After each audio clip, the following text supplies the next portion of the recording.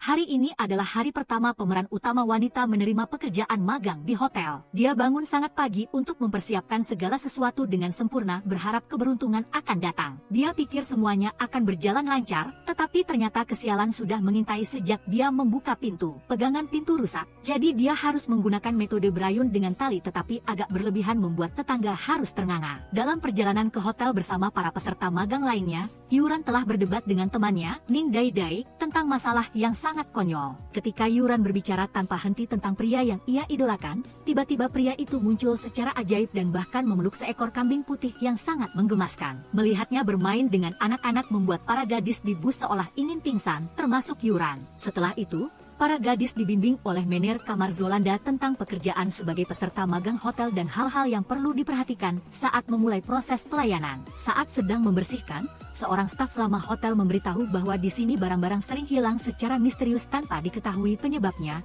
Dicurigai tempat ini berhantu, yang membuat Yuran cukup ngeri.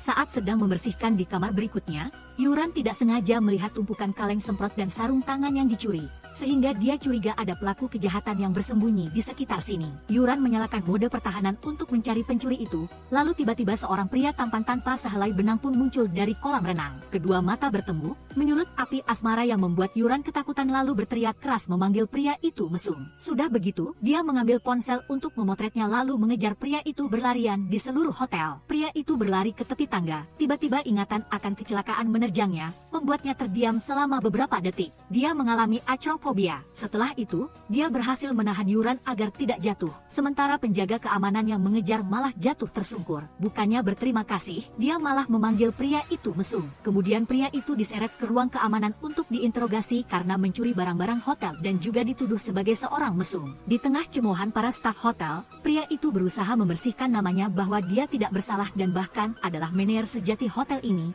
Tetapi tidak ada yang percaya. Baru setelah Mia datang, semuanya menjadi jelas. Pria itu adalah Shi Fen Yu, direktur utama pengelola hotel. Seketika kedua penjaga keamanan berbalik sikap dengan gembira. Sementara Yuran mulai sekarang akan masuk daftar hitamnya. Setelah itu, diadakan pertemuan antara para manajer dan investor hotel ZAD, karena belakangan ini hotel beroperasi sangat buruk. Jika tidak berinovasi, dikhawatirkan tidak akan bertahan lebih dari setengah tahun lagi. Sebagai seorang manajer baru yang mengambil alih hotel, Shi Fen Yu mengajukan rencana untuk memulihkannya, yaitu mengambil proyek penyelenggaraan pernikahan untuk aktor terkenal James. Namun waktunya terlalu mepet. Bagaimana mungkin bisa bersiap dalam waktu 3 hari? Risikonya terlalu besar sehingga semua orang sangat menentang keputusan Shi Fen Yu. Namun jika berhasil, dampak aktor itu terhadap hotel sangat besar, dan Shi Fen Yu akan punya cara agar dia harus mempublikasikan pernikahan ini di hotel yang ia kelola. Bersamaan dengan itu, para peserta magang akan langsung berpartisipasi dalam persiapan. Siapa yang tidak memenuhi syarat bisa langsung dipecat. Selanjutnya, Shi Fen Yu memanggil semua staf dan peserta magang hotel untuk menyampaikan peraturan baru. Setelah ia mengambil alih, departemen-departemen akan bergantian melakukan pekerjaan satu sama lain. Jika dilakukan dengan baik akan mendapat poin plus dan dipertahankan, jika salah akan dikurangi poin, mendapat peringatan, dan yang tidak memenuhi syarat akan dieliminasi. Shi Fen Yu langsung memecat seorang peserta magang karena kesalahan tidur saat jam kerja bertentangan dengan peraturan hotel. Setelah itu Mia membagikan tugas masing-masing peserta magang ke setiap departemen. Kebetulan Yuran kita ditempatkan di departemen House Keeping, namun ia merasa kurang suka. Di sini hotel juga akan melaksanakan proyek penyelenggaraan pernikahan untuk aktor James yang membuat semua orang antusias. Namun seiring dengan itu Shi Fen Yu meminta semua orang harus menjaga kerahasiaan dan bekerja maksimal untuk persiapan karya pernikahan tersebut. Keesokan paginya, aktor James datang ke hotel untuk berdiskusi dengan para manajer di sana mengenai rencana penyelenggaraan pernikahan. Ternyata James ingin mengadakan pernikahan di hotel ZAD karena ayah dan ibu tirinya pernah menyelenggarakannya 18 tahun yang lalu. Dengan nada sombong seorang putra konglomerat, James ingin besok hotel membuatkan kue pernikahan percobaan untuknya. Jika tidak sesuai keinginannya, dia akan langsung membatalkan acara. Kemudian kue pernikahan yang telah disiapkan susah payah oleh hotel untuk James langsung dia lemparkan ke lantai. Alasannya adalah tidak sesuai keinginannya sehingga manajer David harus menjamin. Dia yakin mereka akan memperbaikinya dan memuaskan James. Jika tidak, David yang merupakan pemegang kunci emas pun akan dengan sukarela mengundurkan diri. Yuran yang berada di atas menyaksikan seluruh kejadian itu. Melihat ketulusan David, malam itu dia menemuinya secara pribadi untuk menawarkan diri mencari langsung pembuat kue agar aktor James puas. Mengikuti petunjuk, Yuran mencari ke daerah pinggiran tempat pembuat kue itu tinggal. Diketahui pria itu adalah seorang pemabuk yang setiap hari tenggelam dalam minuman keras. Yuran memintanya kembali ke hotel untuk membuat ulang kue pernikahan yang pernah dibuatnya 18 tahun lalu. Namun paman itu 18 tahun lalu dipecat oleh ketua hotel karena kelalaian, jadi sekarang masih sangat dendam dan tidak mau membantu. Teman paman itu mengatakan karena terlalu banyak minum alkohol, ia kehilangan seluruh indera perasanya sehingga tidak bisa merasakan lagi rasa makanan. Oleh karena itu, Yuran memaksa paman itu masuk ke tong air yang berisi berbagai jenis herbal dan arak putih untuk membersihkannya. Mengobati racun dengan racun membuat paman itu sangat gembira. Ketika kembali, paman itu telah berubah penampilan secara total. Dari seorang pemabuk, dalam sekejap kembali menjadi seorang koki berbakat. Untuk berterima kasih karena Yuran telah membantunya menemukan kembali semangat hidupnya, paman itu setuju untuk membantunya membuat kue. Setelah upaya keras dari para staf dapur, akhirnya adonan kue pun selesai. Pada tahap terakhir, yaitu menghias dengan krim, paman itu tidak bisa melakukannya karena kecanduan alkoholnya kambuh. Untungnya, Yuran membawa pusaka paman itu yang membuatnya sangat gembira. Setelah mengambil napas dalam-dalam, paman itu kembali bersemangat dan menyelesaikan kue krimnya. Ketika aktor James mencicipi kue krim itu, ia benar-benar puas. Rasa di masa lalu kembali membuat James terharu dan sangat tersentuh. Setelah itu, Yuran dan Shi Fen Yu mengantar paman koki pulang. Mereka berterima kasih kepadanya karena telah datang ke hotel untuk membantu dalam pembuatan kue. Namun setelah paman itu pergi, Shi Fen Yu mengeluarkan perintah hukuman kepada Yuran lalu langsung memecatnya. Tidak dapat menahan diri lagi, Yuran langsung memaki manajernya sebagai diktator sampah. Tidak pantas berada di sini untuk mengelola hotel yang ia cintai. Sudah begitu, ketika masuk ke dalam ia bertemu dengan seorang tamu yang dengan terang-terangan merokok. Setelah membujuknya dengan lembut agar tidak melakukannya namun tamu itu tidak mau, dia dengan marah langsung membawa pemadam api dan menyemprotkannya ke pria itu untuk memberinya pelajaran yang tak akan terlupakan. Toh dia sudah dipecat, jadi tidak takut pada siapapun. Malam itu juga Yuran mengemasi barang-barangnya lalu berpisah dengan teman-temannya untuk bersiap pergi. Namun ketika sampai di pintu, Shi Fen Yu sudah menunggu. Dia pikir dia akan mengantarnya pergi, tetapi dia menawarkan kesempatan tambahan padanya. Jika dalam 12 jam ke depan dia bisa melakukan pekerjaannya dengan baik dan mendapatkan 1 poin, maka hotel akan mengizinkannya tinggal. Seperti orang tenggelam yang menemukan sedotan, Yuran langsung setuju dan berterima kasih dengan tergesa-gesa kepada Shi Fen Yu. Keesokan harinya James menunjukkan kepada David dan Yuran gaun pengantin mahal yang secara khusus ia siapkan untuk calon istrinya. Sebelum pergi, David berterima kasih kepada Yuran karena telah membantunya dengan masalah kue. Dia memintanya untuk menjaga gaun pengantin itu. Saat itu Yuran menemukan sebuah flycam yang diam-diam mengambil foto James, jadi dia segera mengejarnya untuk menyitanya. Dia menemukan bahwa pemilik drone itu adalah seorang pemburu berita, jadi dia tidak mengembalikannya karena takut dia akan mengungkapkan rahasia hotel. Shi Fen Yu hadir untuk menyelesaikan masalah. Setelah mendengarkan analisis dari Yuran tentang pemuda pemburu berita itu, dia menyuruh Yuran kembali bekerja sementara dia akan menyelesaikan sisanya. Sebuah insiden terjadi ketika Yuran kembali, gaun pengantin James telah dicuri oleh seseorang. Seluruh hotel segera mengerahkan pasukan untuk mencari pencuri itu, dan kali ini jika tidak ditemukan, Yuran bisa sakit karena harus mengganti rugi. Setelah beberapa saat memeriksa rekaman kamera, akhirnya terungkap bahwa pencurinya berpostur seorang wanita. Yuran juga berusaha keras mencari pencuri itu dan kebetulan dia bertemu pencuri itu tepat di dalam lift. Dia diam-diam mengikuti gadis misterius itu ke sebuah kamar hotel. Shi Fen Yu dan David menyadari bahaya sehingga segera mencari mengikuti petunjuk di kamera. Ketika Yuran masuk ke kamar, gadis itu tiba-tiba mengeluarkan pisau dan menyerang, terus bertanya mengapa James meninggalkannya untuk menikahi orang lain. Pasti ini adalah penggemar berat James dan sedih mendengar kabar dia menikah, jadi ingin balas dendam. Shi Fen Yu menyelinap masuk ke kamar melalui jendela lalu dengan cepat melumpuhkan gadis itu. Saat bergumul, tangan Yuran terluka. Karena marah atas tindakan bodoh gadis itu, Yuran hampir berteriak dan memarahinya habis-habisan hingga gadis itu ketakutan. Sekalian saja dia memarahi Shi Fen Yu, mengatakan bahwa dia adalah atasan mesum yang sepanjang hari mencari-cari kesalahan, membuatnya sangat kesal. Ketika situasi menjadi tegang, James muncul meminta agar Yuran dibawa untuk diobati, sedangkan masalah di sini biar dia yang urus. Gadis itu menyadari James yang ini sama sekali berbeda dengan yang dia lihat di internet, jadi dia sangat kecewa. Setelah beberapa saat dianalisis dan diperjelas, gadis itu menjadi tenang kembali dan membiarkan James pergi. Di sisi lain,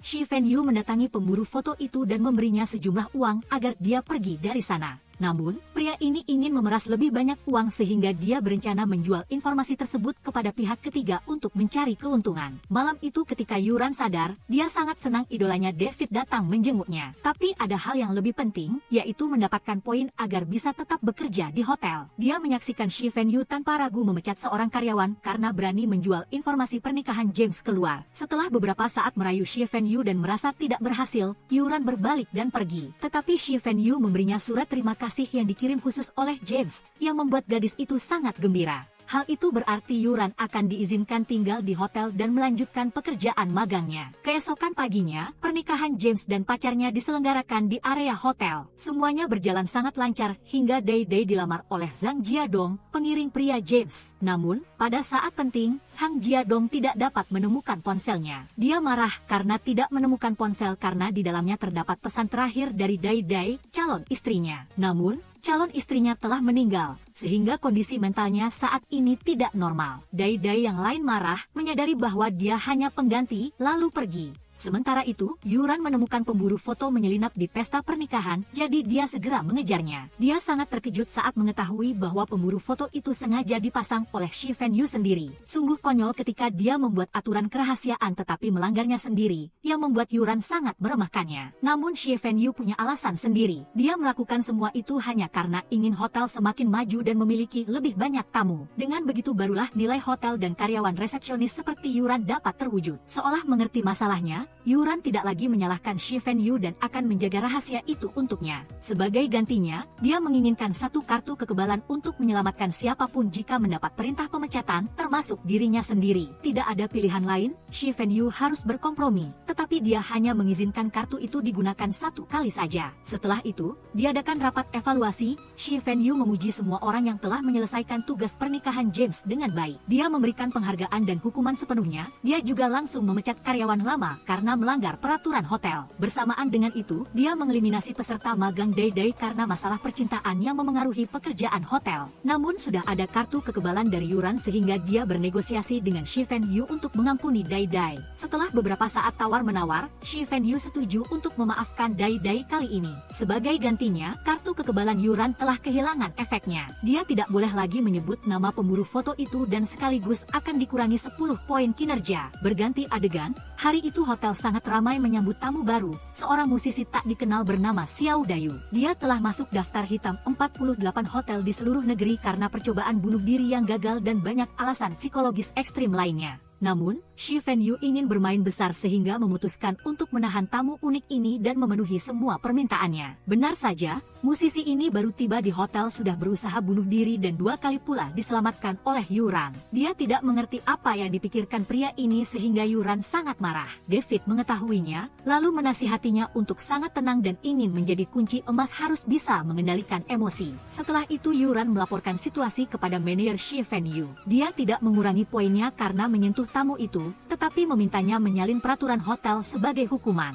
Sudah begitu, ia menyerahkan nyawa pria itu kepada Yuran. Setiap setengah jam, ia harus mengirim pesan untuk menanyakan kabar pria itu. Jika ia tidak menjawab, segera masuk ke kamar untuk memeriksa. Tidak peduli apa yang ia lakukan, yang penting penuhi semua kebutuhan pria itu. Keesokan harinya musisi itu kembali berulah, tetapi Yuran tidak peduli yang membuat keinginan pria ini untuk diperhatikan bangkit. Ketika tahu ia menjadikan musiknya sebagai nada dering telepon, pria ini tiba-tiba menjadi terharu. Setelah itu, mereka berdua berteman lalu pergi ke area permainan bola sodok. Setelah bermain hingga kehabisan napas, musisi itu masih tidak mau melepaskannya. Akhirnya Shi Fenyu turun tangan langsung bersolo dengan musisi itu.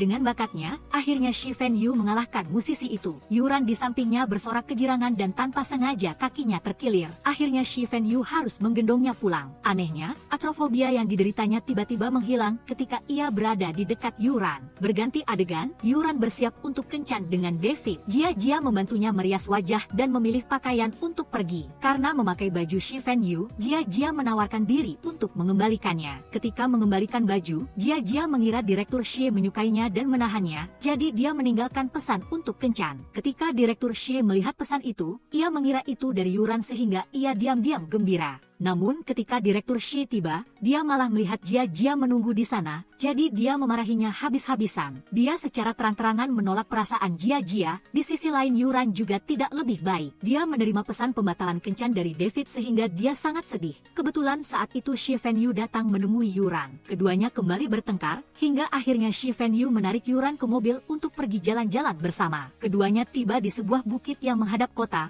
minum dan mengobrol bersama. Yuran sangat tidak setuju dengan cara kerja Direktur Shi. Sementara dia sebagai seorang direktur utama memiliki jalannya sendiri. Dia bilang dia tidak akan pernah mengerti. Di tengah mabuk, Shi Fenyu tiba-tiba memberikan ciuman kepada Yuran. Ketika menyadari dirinya sedikit berlebihan, Shi Fenyu pura-pura mabuk lalu langsung tidur. Sementara gadis itu berteriak meminta ganti rugi karena dia telah mencuri ciuman pertamanya. Keesokan paginya ketika bangun, Yuran harus mengantar Direktur Shi kembali ke hotel. David melihat adegan ini sehingga dia salah paham. Setelah itu Yuran bertemu David lagi. Keduanya berbicara dengan sangat canggung. Yuran berbohong tentang konser yang semakin membuat David salah paham. Dia berbalik sikap dan mengabaikannya. Ketika bertemu Shi Fenyu lagi di lift, keduanya sangat malu. Shi Fenyu bersikeras bahwa dia mabuk sehingga tindakan mereka berdua semalam hanyalah kecelakaan. Saat inilah Yuran merasa lega karena tidak melakukan kesalahan terhadap David. Melihat Yuran berkata begitu, Shi Fenyu mendatangi Love Master untuk meminta dia menjawab keraguannya. Setelah beberapa saat bercerita, akhirnya Shi Fenyu menemukan jawabannya. Yuran menemui David menceritakan seluruh kebenaran tentang kejadian semalam bersama Shi Fenyu. Ia berharap David akan mengerti dan memaafkannya. Menyadari dirinya punya saingan cinta, David mencari Love Master itu untuk meminta nasihat. Dewa ini menasihati Shi Fenyu seperti apa? Sekarang ia mengatakan hal yang persis sama kepada David. Keesokan paginya, musisi itu tahu Yuran sedang gundah, jadi dia menasihatinya untuk curhat kepadanya. Maka, gadis itu menceritakan semua perasaan dan cintanya kepada David. Malam itu, musisi itu mengadakan pesta ulang tahun di bar dan mengundang David untuk hadir, bertujuan menciptakan kesempatan bagi Yuran untuk bertemu. Sesuai rencana, ketika David datang, dia terus didorong untuk berdekatan dengan Yuran. Keduanya menari bersama dengan gembira dan adegan ini secara tak sengaja terlihat oleh Shi Fenyu. Seketika pria itu berlari ke pesta untuk memisahkan mereka berdua. Setelah itu pesta berakhir karena mati listrik, tetapi Yuran dan David tetap sangat senang dan keduanya semakin akrab. Di sisi lain, temannya Sansan membuat kesalahan saat bekerja dengan mencatat tagihan pelanggan yang salah. Hal ini ditemukan oleh Direktur Shi dan mengurangi poin Sansan dan pacarnya. Sansan pulang sambil menangis terseduh-seduh dan bercerita kepada teman-temannya yang hanya bisa menghiburnya karena semuanya sudah terjadi. Sementara itu, pacar Sansan mendatangi Direktur Shi untuk menanyakan alasan mengapa poinnya dikurangi padahal dia tidak bersalah sama sekali. Dia bahkan melaporkan kesalahan yang dilakukan pacarnya. Melihat hal itu, Direktur Shi mengatakan pria itu tidak bertanggung jawab dan seharusnya menerima hukuman bersama pacarnya. Setelah insiden ini, Direktur Shi juga mengeluarkan perintah larangan berpacaran di hotel. Peraturan ini benar-benar tidak masuk akal sehingga setelah itu Yuran datang untuk menginterogasi Direktur Shi. Ketika keduanya sedang beradu mulut, musisi itu datang memberitahu ada orang yang ingin bunuh diri. Keduanya segera berlari ke lokasi kejadian untuk melihat. Kali ini, orang yang berniat bunuh diri adalah seorang karyawan hotel karena masalah keluarga sehingga tekanan membawanya pada niat bodoh. Ketika sampai di danau, karyawan wanita itu melompat, diikuti oleh Shi Fenyu. Yuran tidak berniat tetapi didorong jatuh oleh musisi itu. Shi Fenyu sibuk menyelamatkan karyawan wanita itu sehingga tidak melihat Yuran. Setelah berhasil membawa karyawan wanita itu ke tepi, barulah dia menyadari Yuran, tetapi dia sudah banyak menelan air kolam renang. Karena terlalu banyak tercekik air, Shi Fenyu melakukan resusitasi mulut ke mulut pada Yuran. Ketika melihat bibir Direktur Shi, Yuran menyemburkan semua air lalu lari menghilang karena malu. Setelah itu, musisi itu berhasil mendapatkan inspirasi untuk berkarya. Ini adalah kesuksesan besar bagi musisi itu dan hotel juga mendapat keuntungan darinya. Shi Fenyu ingin memanfaatkan kesempatan itu untuk mempromosikan hotel, tetapi Yuran menganggap itu memanfaatkan pelanggan. Ketika segalanya tampak baik-baik saja, sebuah video yang merekam adegan karyawan hotel tidak mematuhi kebersihan saat membersihkan diunggah ke media sosial. Akhirnya para wartawan didatangi penggemar pemburu berita ke hotel mencari masalah dan NHC Dian tanpa sengaja terseret dalam kasus itu. Ia bersikeras membantah bahwa orang di video itu bukan dirinya, tetapi tidak ada yang percaya. Meskipun ada teman-teman yang melindunginya, para staf hotel dan media terus menargetkan NHC Dian. Ketua direksi dan investor ingin mengalihkan opini publik kepada NHC Dian sehingga mereka merencanakan untuk menyewa reporter untuk menulis artikel yang menyalahkannya. Fan Fei tahu bahwa ini semua adalah instruksi dari ketua direksi sehingga ia mencarinya untuk mempertanyakan. Sang ayah yang marah mengalami serangan jantung dan harus dilarikan ke rumah sakit. Meskipun berada di rumah sakit, ayah dan anak itu terus berdebat dan tidak ada yang mau mengalah. Percakapan keduanya didengar oleh seorang pemuda asing. Dia bertemu Fan Fei secara pribadi dan mengatakan bahwa dia adalah seorang programmer IT. Video yang menuduh karyawan hotel wanita itu telah diintervensi dan dimodifikasi secara menyeluruh. Ia yakin pasti ada seseorang yang ingin menyakiti NH Chen Hian dan orang ini pasti memiliki wewenang di hotel sehingga bisa mengintervensi kamera keamanan. Keesokan harinya, hotel mengadakan konferensi pers untuk meminta maaf kepada pelanggan. Hotel bahkan ingin NH Chen Hian menanggung semua tanggung jawabnya. Karena sebelumnya David telah datang memengaruhi psikologi NH Chen Hian, ingin dia mengakui kesalahan, karena dengan begitu ia melindungi hotel dan melindungi karyawan tak bersalah lainnya. NH Chen Hian dengan psikologi bingung dan takut melangkah keluar berniat mengakui kesalahan di depan para wartawan, tetapi Fan Fei tiba-tiba muncul mewakili NH Chen Hian menyelesaikan masalah ini. Dia memberikan bukti yang menunjukkan bahwa video itu diedit dan telah menangkap dalang di balik semua ini. Itu adalah seorang satpam yang tidak puas dengan hotel sehingga ia merencanakan untuk memfitnah. Akhirnya, informasi dikoreksi dan NH Chen Hian dibebaskan dari tuduhan.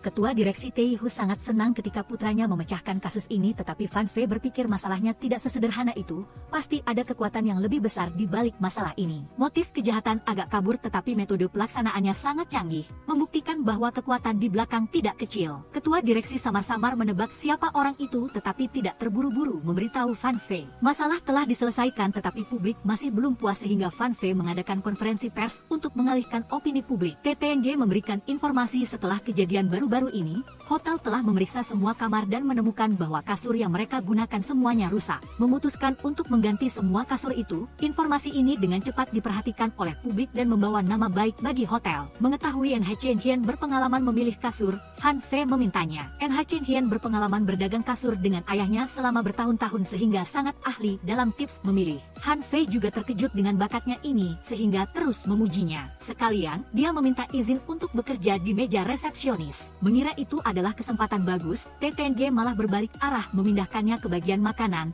yang membuatnya sangat marah. Pindah adegan, hari itu hotel menyambut sekelompok tamu baru, tetapi semuanya adalah elemen yang nakal. Orang-orang ini adalah karyawan sebuah perusahaan software yang pernah membantu TTNG menyelesaikan banyak masalah, dan khususnya disambut serta dirawat secara khusus oleh TTNG. Namun, kelompok orang ini menghancurkan kamar-kamar hotel. Baru tinggal di sini lebih dari sehari, mereka telah merusak infrastruktur hotel. TTNG cukup kesal tetapi menghargai fakta bahwa mereka adalah tamu VIP sehingga ia bersabar. Di lain waktu, para tamu ini terus mengganggu manajer David yang membuatnya sangat canggung. Untungnya NH Chen Hian datang dan membantunya keluar dari kerumunan anak-anak muda itu. Dia berterima kasih kepada NH Chen Hian tanpa henti dan bahkan mengambil kesempatan untuk mengajaknya berkencan. Saat pergi bermain hari itu, keduanya bersama-sama membuat patung tanah liat tertawa dan berbicara dengan sangat gembira. David bahkan menggambar simbol kunci emas di patung NH Chen Hian berharap ia segera mendapatkan kesuksesan seperti yang dicita-citakan. Ketika Fan Fei melihat patung NH Chen Hian, ia mengejeknya dengan keras karena jelek. Selain itu, ia juga terus mengikutinya dan kemudian hal yang tidak terduga terjadi. Patung NH Chen Hian jatuh pecah, yang membuatnya menangis dengan getir tanpa suara. Untuk menggantinya, Han Fei secara pribadi membuatkan patung untuknya. Malam itu, NH Chen Hian harus lembur karena ada pelanggan yang ingin makan hidangan spesial. Ketika ia tidak tahu harus berbuat apa, TTNG mengatakan bahwa ia tahu cara memasak hidangan itu. Sebagai gantinya, dia harus membuatkan patung untuknya barulah dia akan membantu. Tanpa ragu, NH Chen Hian langsung setuju dengan kesepakatan itu. Akhir-akhir ini, Luffy telah bertemu dengan Master Cinta yang membuatnya terpesona pada pria bernama Ditrin. Tetapi Dai Dai mengatakan bahwa meskipun dia kaya, dia menderita penyakit lupa sementara, dia tidak akan mengingat apapun setelah 24 jam. Pada saat yang sama, NH Chen Hian dan Bostet pergi ke gudang dingin untuk mengambil bahan. Sementara keduanya saling mencela sifat masing-masing yang tidak berbeda dengan barang beku, tiba-tiba pintu tertutup. NH Chen Hian yang santai tiba-tiba teringat kartunya tertinggal di luar, sementara ponsel Fan Fei juga tidak dapat menangkap sinyal. Selama menunggu, penyakit sakit perut Fan Fei tiba-tiba kambuh ditambah berada di ruang pendingin membuat penyakitnya semakin parah.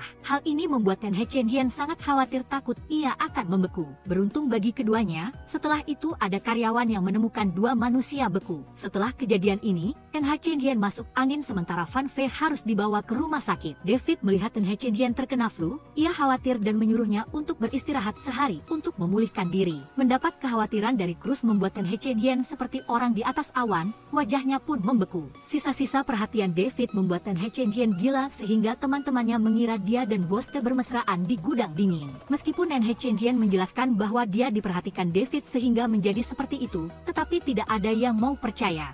Tetapi ia lemas dan tidak mau makan atau minum apapun yang membuat ibunya mengira ia sakit. Tetapi setelah menceritakan beberapa gejala, Ibu Fan Fei tahu bahwa ia sedang jatuh cinta yang membuat ibunya penasaran sementara ia pura-pura tidak tahu. Pindah adegan, Tan He Chen Hien melihat Boste mengintip di dapur, lalu ia ikut mengintip yang membuat Boste terkejut. Ia menceritakan kejadian pagi hari ketika ia membawa makanan untuknya, tangannya digenggam erat dan tidak mau dilepas, yang membuatnya mengira ia terlalu lama di gudang dingin dan menjadi gila. Setelah itu, Tan He Chen Hien juga memberinya obat sakit perut yang membuat pria yang lama menjomblo seperti dirinya merasa senang. Di aula, ada beberapa tamu yang makan dengan lahap seperti orang kelaparan yang membuat dapur ketakutan khawatir akan terjadi pertempuran. Untuk mengumpulkan mereka, Tan He Chen Hien segera mengajak teman-temannya untuk menari bersama. Tetapi setelah menari, itu membuat beberapa orang itu keracunan makanan. Tan He Chen Hien kemudian membawakan obat untuk dua tamu dan mendengar bahwa perusahaan mereka diambang kebangkrutan. Mereka hanya ingin menabung untuk mentraktir semua orang pesta perpisahan terakhir. Setelah itu, dia menceritakan hal ini kepada Boste, tetapi dia hanya peduli bagaimana mereka bisa menghabiskan semua uang di hotel ini. Tetapi Tan He Chen Hien ingin memulihkan semangat mereka dengan menciptakan permainan. Tepat setelah itu adalah pertempuran di hutan antara perusahaan Singer Dog dan ZAD. Tetapi ketika permainan baru saja dimulai, entah mengapa Tan He Chen Hien berdiri memandangi David sampai tertegun. Keduanya telah bekerja sama untuk mengalahkan musuh pertama. Meskipun menghadapi musuh yang sangat tegang, ia tetap terpana yang membuat Fan Fei kesal. Ketika tim ZAD sedang bertengkar internal, tim Singer Dog tiba-tiba menyerang sehingga ZAD hanya tersisa 3 orang. Tiba-tiba Tan He Chen Hien melompat berdiri di depan pistol David yang membuatnya tersingkir dari permainan dan dia berakting seolah-olah tertembak sungguhan. Fan Fei melihat hal itu lalu juga menangis kesakitan yang membuat semua orang tertawa terbahak-bahak. Pada akhirnya kemenangan menjadi milik tim Singer Dog. Sekalian, dua pemuda itu mengucapkan terima kasih kepada semua orang dan mengatakan bahwa perusahaan telah bangkrut. Tetapi kelompok orang itu tidak akan pergi tetapi bersikeras untuk tetap tinggal untuk membangun kembali perusahaan. Setelah permainan, David dan Fan Fei juga mengakui bahwa keduanya menyukai Tan He Chen Hien sehingga mereka akan bersaing secara adil. Malam itu,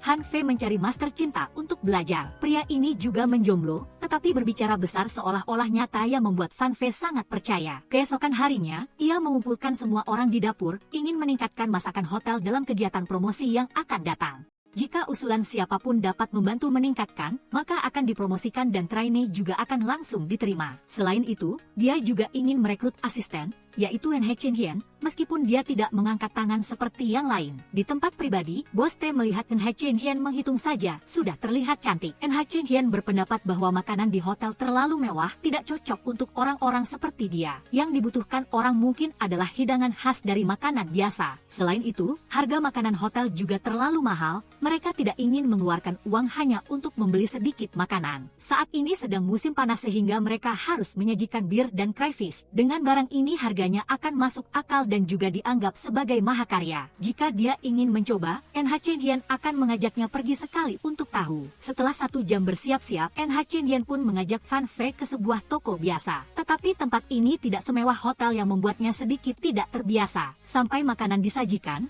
Tan He Chen Hien hanya fokus makan sehingga Fan Fei tidak tahu bagaimana cara menyatakan cinta padanya. Ketika dia hendak pergi, dia dicekik udang ke mulutnya. Merasa bumbu itu sangat enak, Fan Fei bahkan memakan bagiannya. Tiba-tiba Fan Fei malah mengajak Tan He Chen Hien ke tempat yang sangat mewah dan romantis. Tepat pada saat ini, perutnya berbunyi karena diare setelah makan crayfish. Ia terus keluar masuk kamar mandi selama 1 jam sementara Tan He Chen Hien menikmati makanan di luar dengan sangat nikmat. Setelah itu, ia keluar dengan rasa malu. Saat hendak menyatakan cinta, bokong Fan Fei tidak bisa menahan kentut dengan suara bumbet yang membuat seluruh restoran tidak tahan. Hal ini membuatnya malu dan pergi. Tetapi di taksi tidak jauh berbeda dengan lokasi restoran. Bau cuka bau tak sedap dari Fan Fei membuat sopir dan Tan He Chen Hien tidak tahan seperti ingin melompat keluar dari mobil. Sesampainya di hotel, David melihat keduanya berkencan, lalu ia mengingatkan Fan Fei bahwa hotel melarang berpacaran yang membuatnya terdiam. Keesokan paginya, NH Chen Hian membawa proyek Crayfish kepada Fan Fei tetapi ia langsung menolaknya. Ia berpendapat bahwa itu sama sekali tidak cocok untuk hotel dan akan membuat semua orang diare. Tetapi NH Chen Hian mengatakan bahwa pesta Crayfish ini wajib diadakan lalu mengeluarkan bebek untuk mengancamnya. Begitu dia memencetnya, dia juga akan kentut sehingga jika dia tidak setuju, dia akan menceritakan semua kejadian semalam kepada semua orang. Ketika asisten Mia masuk,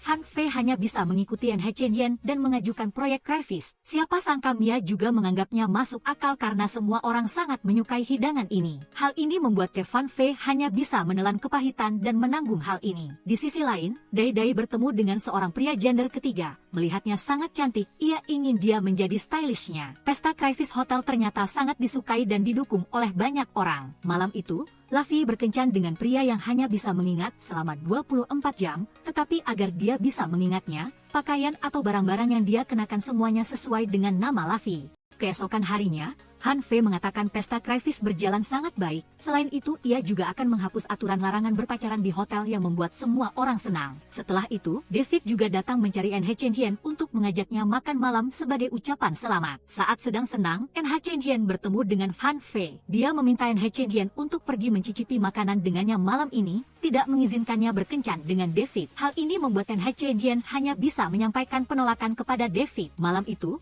Han Fei kembali mengajak NH Chen Hian ke restoran lama dengan niat untuk menyatakan cinta lagi padanya. Tetapi NH Chen Hian merasa suasana hari ini tidak benar dan melihat Fan Fei sedikit aneh. David juga sudah datang dan berada di satu sisi untuk memantau gerak-gerik keduanya. Dan David yang pergi mengikuti dari belakang dengan malu-malu. Fan Fei sudah membayangkan adegan dia berhasil menyatakan cinta kepada NH Chen Hian dan tertawa sendirian seperti orang gila. Sampai adegan kembang api pernyataan cintanya akan diluncurkan, David tiba-tiba datang mengganggu. Kedua pria itu malah saling mencintai mungkin berkelahi di bawah kembang api yang membuat suasana menjadi sangat romantis. Dalam perjalanan pulang, ketiganya menerima informasi bahwa beberapa orang mengalami alergi setelah makan crayfish. Begitu kembali, beberapa ibu-ibu menuntut kompensasi kerusakan dari hotel. Tetapi NH Chen Hian mengatakan bahwa setelah pesta hari itu, hotel tidak menerima keluhan apapun tentang alergi. Karena kedua belah pihak tidak mendapatkan penjelasan yang memadai, terjadi perselisihan. Setelah itu, kelompok orang itu meninjau kamera lalu memanggil orang dari Departemen Hukum untuk rapat. Ternyata masalah ini sudah diatur oleh bos bank yang ingin mendapatkan kompensasi dari hotel. Untuk dapat menemukan bukti, NH Chen Hian mengobrak-abrik tumpukan sampah tetapi David mengatakan bos T telah memutuskan untuk membawa masalah ini ke pengadilan. Tetapi kemudian dia membantunya dengan harapan dapat menemukan sesuatu. Setelah menemukan bukti, keduanya mencari kelompok orang itu untuk beradu argumen. Karena sebelumnya mereka telah menyuntikkan produk kecantikan,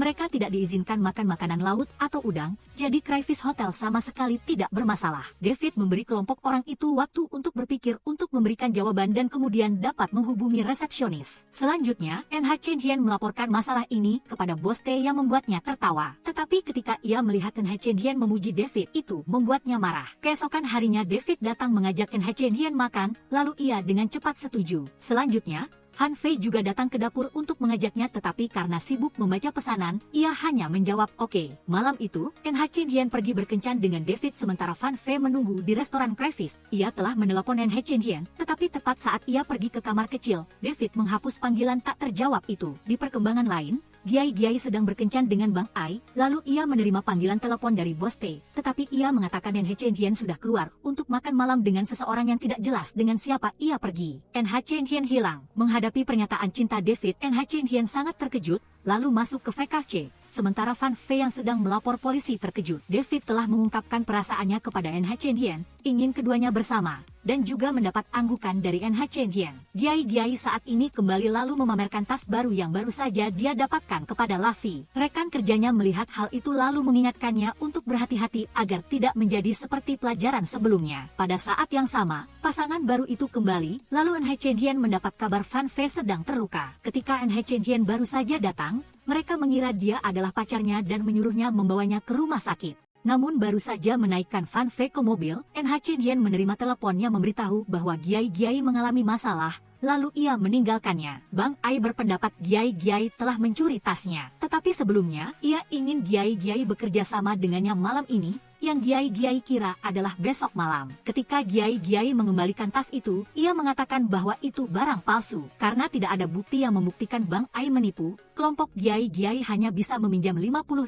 yuan untuk membayarnya. Tidak ada yang punya uang sebanyak itu untuk dipinjam sehingga NH Chen tanpa malu menelepon Fan Fei. Tetapi karena marah setelah ditinggalkan, Han Fei menolak dan memarahinya. Dalam perjalanan pulang, Han Fei terus mengeluh karena NH Chen tidak meminta maaf padanya sama sekali, malah meminjam uang, benar-benar wanita yang buruk. Barusan saja mengeluh tetapi sedetik kemudian dia setuju untuk meminjamkan uang kepada NH Chen. Setelah menerima uang, Bang Ai mengakui bahwa tas itu palsu dan dia telah menipu Giai. Tetapi rekaman suara NH Chen telah ditemukan olehnya. Dia dengan sombong hendak pergi, lalu Fan Fei pun masuk. Bang Ai melihat hal itu lalu ingin menuduh karyawan hotel berbicara omong kosong dan menipu pelanggan, yang membuat Giai marah. Dia ingin berkelahi dengannya, lalu Fan Fei pun menelepon polisi. Malam itu, NH Chen berterima kasih kepada Fan Fei dan berharap dia bersikap lunak bersikap baik terhadap Giai. Ketika dia pergi, dia tiba-tiba bertemu David. Melihat tindakan keduanya seperti itu, David pun mengatakan bahwa mereka berdua telah resmi berpacaran. Hal ini membuat Fan Fei sangat sedih.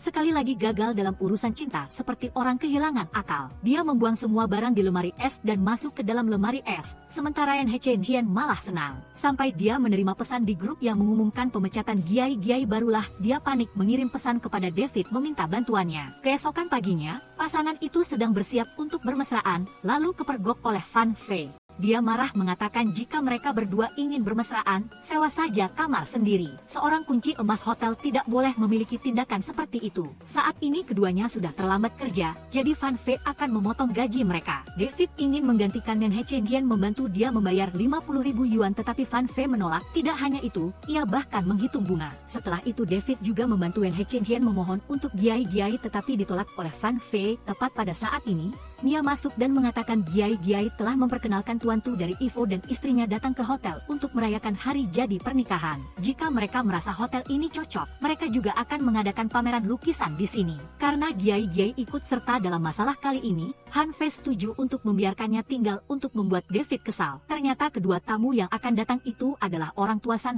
yang ingin dia undang agar Giai bisa menebus kesalahannya. Setelah beberapa lama berbicara omong kosong, dia menyentuh harga diri Cheho yang membuatnya mengubah sikap. Ketika orang tua San tiba, Giai menyambut mereka berdua sementara San tidak ingin mengungkapkan identitasnya. Kedua tamu VIP itu ingin menginap di villa di gunung, tetapi kebetulan David telah memesan paket penuh di tempat ini. Han Fei mewakili pelanggan ingin David menyerahkan tempat itu kepada mereka tetapi ditolak olehnya. Dia mengatakan bahwa ketika pulang kerja, dia juga seorang pelanggan hotel dan dia ingin memberikan yang terbaik untuk NH Chen. Han Fei hanya bisa membawa Giai meminta maaf kepada orang tua San sehingga mereka pun mudah mengerti. Di hotel di gunung, David mengundang NH Chen ke meja makan yang sangat mewah dan romantis. Sementara Fan Fei di sisi ini juga melayani orang tua San dengan sangat cermat. Saat Fan Fei dan yang lainnya berada di bar, mereka melihat David secara terbuka mengumumkan cinta mereka berdua. Hal ini membuat NH Chen tidak senang dan memarahinya. NH Chen merasa berkencan dengan David tidak seperti pasangan normal, dia selalu memperlakukannya seperti pelanggan VIP.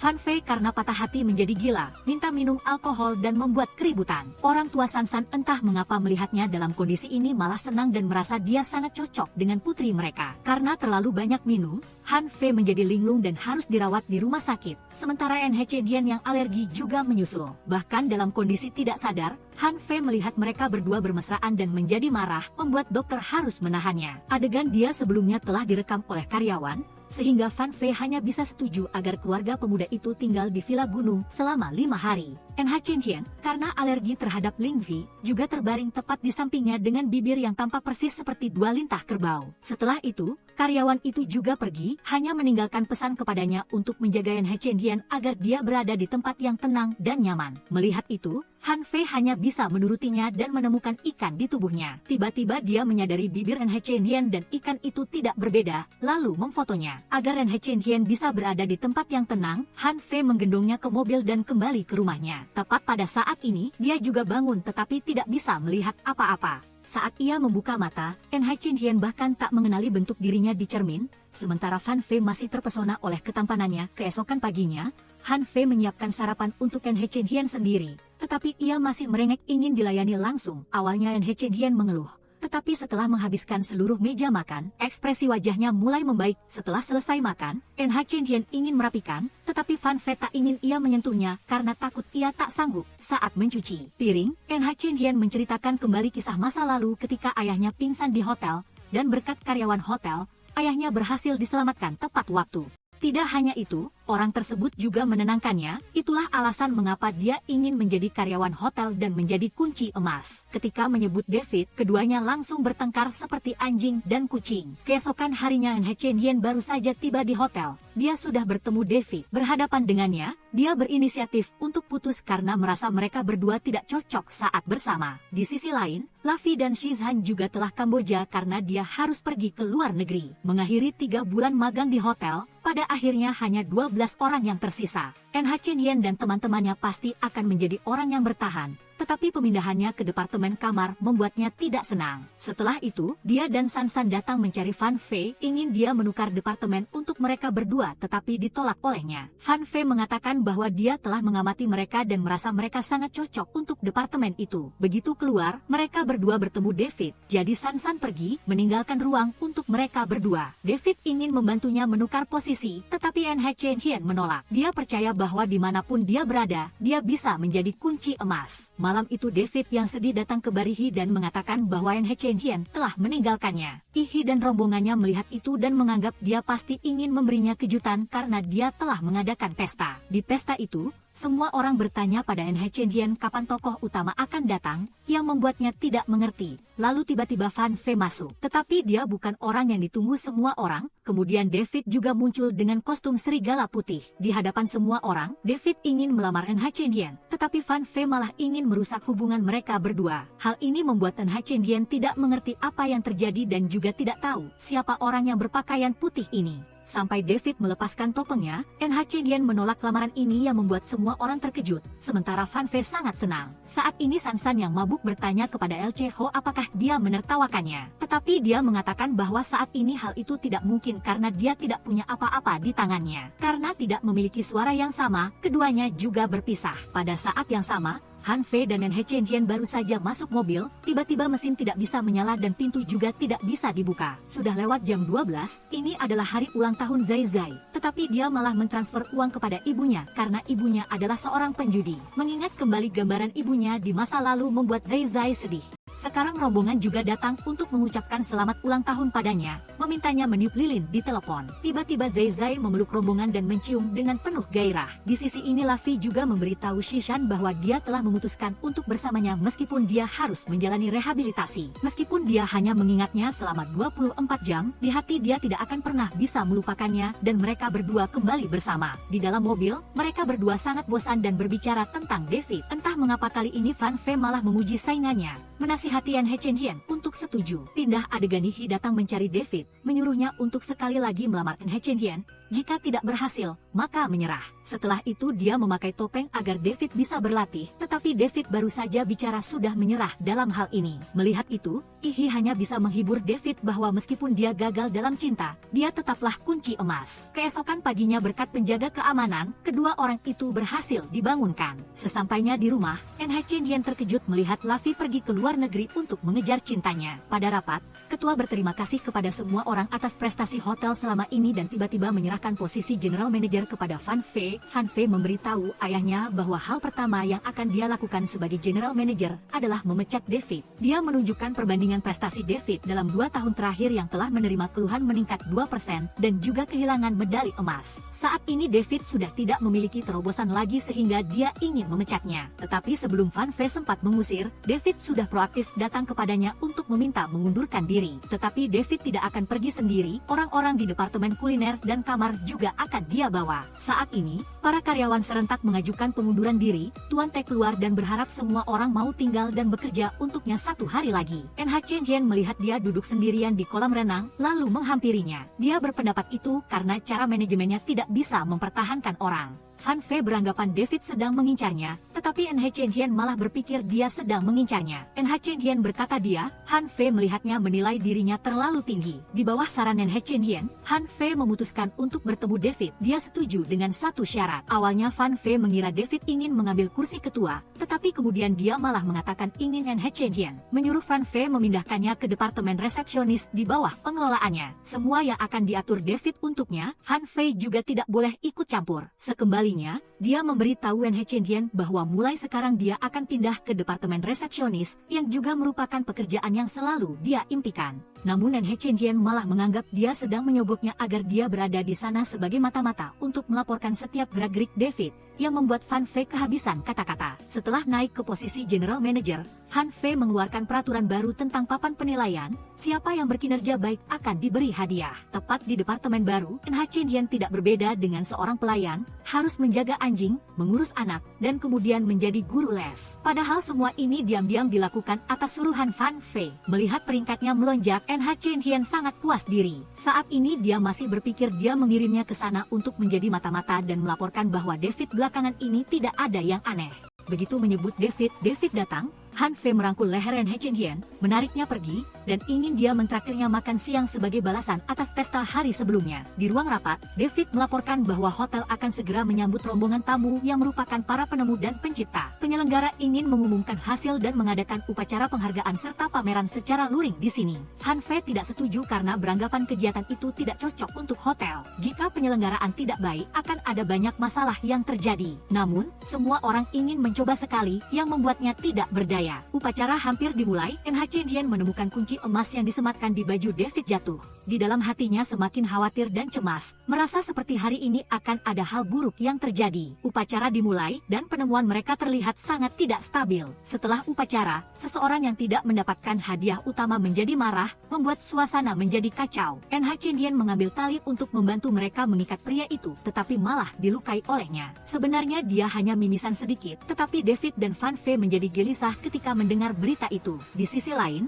para penjaga keamanan berhasil menangkap pria itu, tetapi ketika berbalik, pria itu sudah melarikan diri entah sejak kapan. Di dalam, semua orang sedang asyik mengadakan pesta, lalu tiba-tiba listrik padam. Karyawan datang ke ruang kontrol untuk memeriksa, tetapi saat ini pintu tidak bisa dibuka lagi. Nama Chen Alai yang tadi muncul lagi di atas panggung. Seseorang dari panitia datang untuk menasihati malah diancam dengan pisau olehnya. Di ruang listrik, kabel-kabel telah rusak parah, dikhawatirkan sampai besok pagi pun tidak akan selesai diperbaiki. Han Fei segera menyuruh orang membawa generator. Di luar, David menelepon seorang wanita misterius, menyuruhnya berhenti. Dia merasa menyesal telah memberikan diagram listrik dan air perusahaan kepadanya. Han Fei khawatir pada NH Chen Hian karena dia masih terjebak di dalam. Berniat mendobrak pintu, tetapi David mencegahnya. Jika melakukannya, alarm akan berbunyi yang membuat semua orang semakin kacau. Saat ini NH Chen Hian mengambil air untuk juri itu, tetapi malah ditendang jatuh oleh Chen Alai. Dia dibawa ke pintu untuk beristirahat, lalu mendengar suara Han Fei memanggilnya dan meminta bantuan. Tepat pada saat ini, pria itu sudah pingsan karena ketakutan. Semua orang takut dan melarikan diri, hanya NH Chen Hian yang berlari untuk memberikan pertolongan pertama padanya. Chen Alai melihat itu, menjadikannya sandera dan memaksanya membaca pesan di telepon. Itu adalah pesan-pesan perhatian dari Han Fei yang membuatnya kesal. Chen Alai menyuruhnya berhenti dan mengunduh aplikasi di ponselnya, tetapi dia malah keras kepala terus membaca karena merasa perhatian pada seseorang itu sangat hangat. Pada saat yang sama, Han Fei mengikuti pipa untuk masuk ke dalam. Ketika Chen Alai marah dan ingin membunuhnya, dia muncul dan membuatnya pingsan. NH Chen Hian melihat Han Fei datang, dia berlari memeluknya erat-erat, lalu menangis seperti anak kecil. Mereka berdua masuk ke kamar untuk mencuci luka. Saat ini dia melihatnya terlihat serius. NH Chen Hian memejamkan mata menunggu, tetapi pada akhirnya dia hanya ingin bertanya tentang kejadian berbahaya tadi. Tetapi kesal dan hendak pergi, dia ditarik kembali oleh Han Fei lalu memberinya ciuman manis di bibirnya. Han Fei mendatangi Chen Alai dan mengatakan akan membawa putrinya ke perusahaan untuk dirawat. Karena gadis itu kecanduan ponsel, itulah alasan dia menciptakan perangkat lunak untuk diinstal di ponsel. Melihat Han Fei yang baik hati dan murah hati, Chen Alai sangat berterima kasih. Ketika dia bertanya tentang denah listrik dan air hotel, dia mengatakan bahwa ketika dia datang, denah itu sudah diletakkan di kamar, mengira semua orang memilikinya. Setelah itu dia menerima panggilan dari seorang wanita yang mengatakan bisa memanfaatkan denah ini. Bertemu dengan gadis misterius itu, tetapi dia bersikeras tidak mengakui bahwa itu perbuatannya. Malam itu, Tuan T mendatangi David, mengingat kembali kisah masa lalu. Saat itu dia sedang mensurvei pembangunan Hotel Zetade lalu terpeleset. David tidak peduli bahaya lalu mendorongnya ke atas, sementara dia sendiri jatuh dan terluka. Tidak terasa sudah 11 tahun berlalu, berkali-kali dia merasa sangat bersalah pada David. Keesokan harinya Putri Chen alay dibawa ke hotel. Dokter khusus sudah mengingatkan agar tidak membiarkannya melihat ponsel, jika tidak ada kemungkinan akan menjadi buta. Karena telah secara pribadi memasukkan ayahnya ke penjara, NH Chen Hian merasa sangat bersalah. Dia memutuskan untuk mengawasi gadis kecil itu 24 jam penuh dan membongkar semua triknya. Di luar, Pak Shi sedang berbicara dengan istrinya,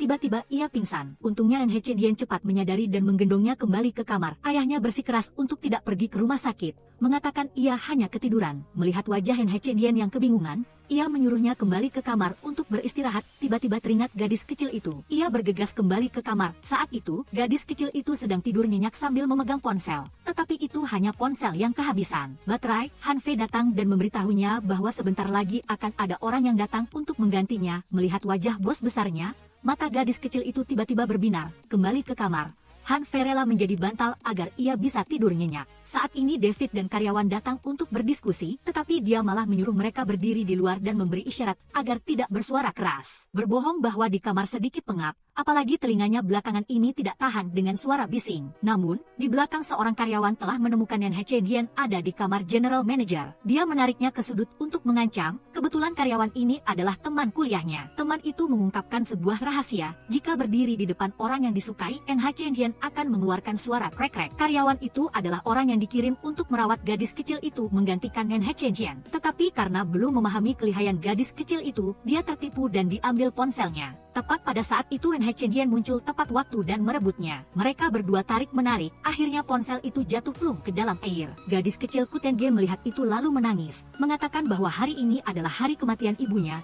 Jadi dia ingin memesan orang untuk membersihkan makam ibunya. NH Chen Hian merasa bersalah, memutuskan akan pergi ke makam bersama Kutenge. Tetapi setelah selesai gadis kecil itu malah mengatakan matanya tidak sehat, memintanya datang ke sana untuk membantunya. Padahal itu hanya kebohongan Kutenge agar NH Chen Hian pergi sehingga tidak ada yang bisa mengawasinya. Dalam perjalanan ke sana, tiba-tiba rem mobilnya blong, akhirnya terjatuh. Dalam situasi ini dia hanya bisa memanggil pacarnya Fan Fei untuk menjemputnya pulang. Dia ingin pergi ke makam bersamanya, saat itulah dia baru tahu dirinya telah ditipu. NH Chen Hian sangat kecewa, begitu kembali langsung berlari ke kamar Kutenge untuk mempertanyakannya. Dia mengakui telah mendorong ayah gadis kecil itu ke penjara, tetapi yang dilakukan ayahnya adalah demi gadis kecil itu. Jika almarhum ibu tahu dirinya dijadikan bahan candaan, apakah dia akan senang? Di bawah bimbingan NH Chen Hian, akhirnya Kutenge juga merenungkan banyak hal. Keesokan paginya, mereka bertiga bersama-sama berangkat mencari inspirasi agar gadis kecil itu bisa melukis. Namun, di tengah jalan ke sana, mobil malah mogok yang membuat NH Chen Hian kesal, menyalahkan dia karena tidak mau memeriksanya.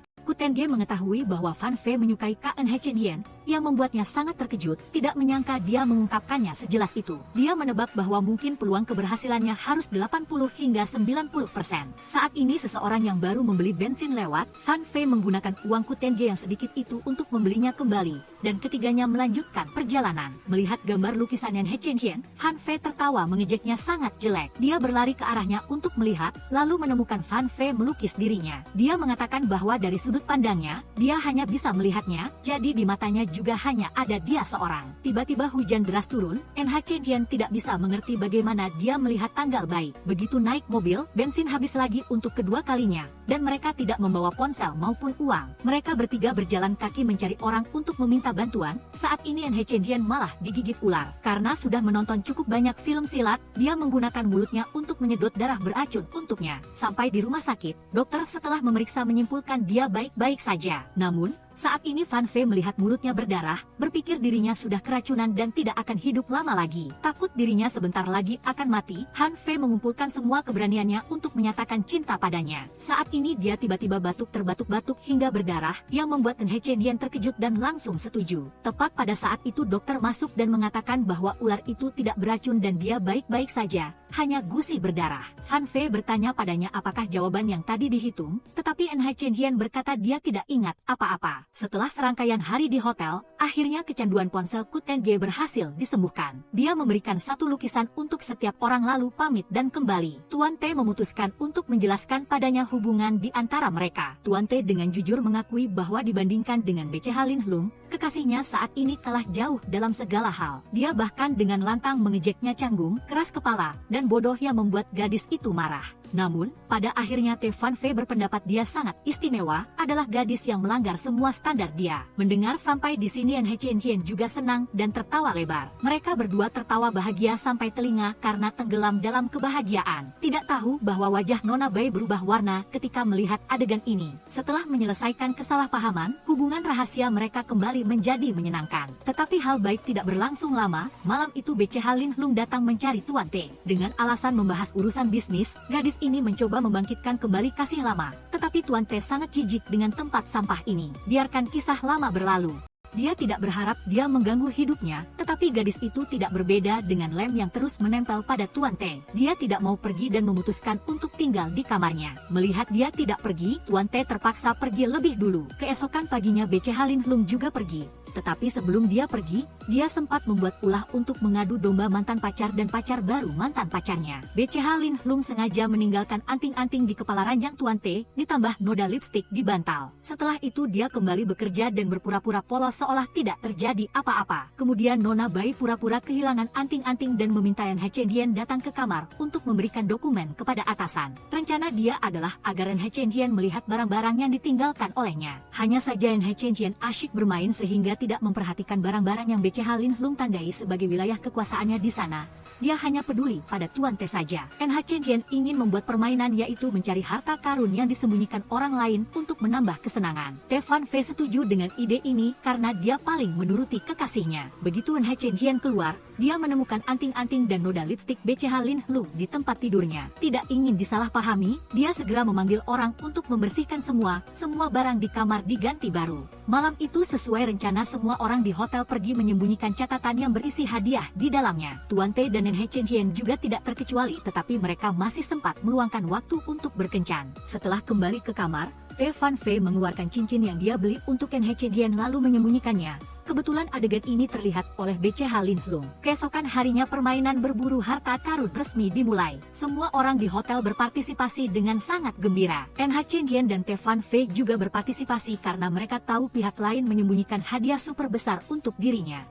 Hanya saja mereka berdua sudah mencari sepanjang sesi permainan tetapi masih tidak menemukan hadiahnya, lalu tidak berdaya saling menelepon untuk bertanya. Te Fan Fei ingin dia menunjukkan tempat menyembunyikan hadiah, tetapi He Chen Hien tidak mau dan menyuruhnya datang ke meja resepsionis untuk mengambil peta. Kebetulan mereka berdua bertemu di jalan cinta, jadi berniat mencari hadiah bersama. Tiba-tiba Lin Hlung datang mengajak Te Fan Fei mencoba beberapa hidangan baru di hotel, jadi Te Fan Fei tidak bisa menolak. Melihat itu He Chen Hien juga sangat sedih lalu pergi ke bar untuk menghilangkan kesedihan. Ketika dia kembali, melihat proyektor film romantis, hatinya menjadi semakin sedih. Kebetulan pasangan muda yang sedang dimabuk cinta melihatnya seperti itu, mengira dia patah hati lalu datang menghibur. Tepat pada saat itu hujan deras turun membuat He Chen Hien basah kuyup dari atas sampai bawah. Untungnya Te Fan Fei datang dan melindunginya dari hujan yang kebetulan lewat ini. He Chen Hien menangis, mengatakan mereka berdua tidak bisa bersama karena sampai sekarang mereka masih belum bisa menemukan hadiah yang dia sembunyikan. Te Fan Fei yang diam saja juga dimarahi kekasihnya. Memang yang paling tidak menentu bukanlah cuaca, melainkan mood gadis ketika sedang jatuh cinta. Tuan T disiksa habis-habisan oleh kekasihnya karena tidak menemukan hadiah yang dia berikan. Itu membuktikan bahwa mereka berdua tidak memiliki jodoh dan hanya membawa jodoh gaib. Karena itu semakin cepat berakhir semakin baik. Te Fan Fei setelah semalam tidak menemukan hadiah yang dia berikan, masih belum putus asa.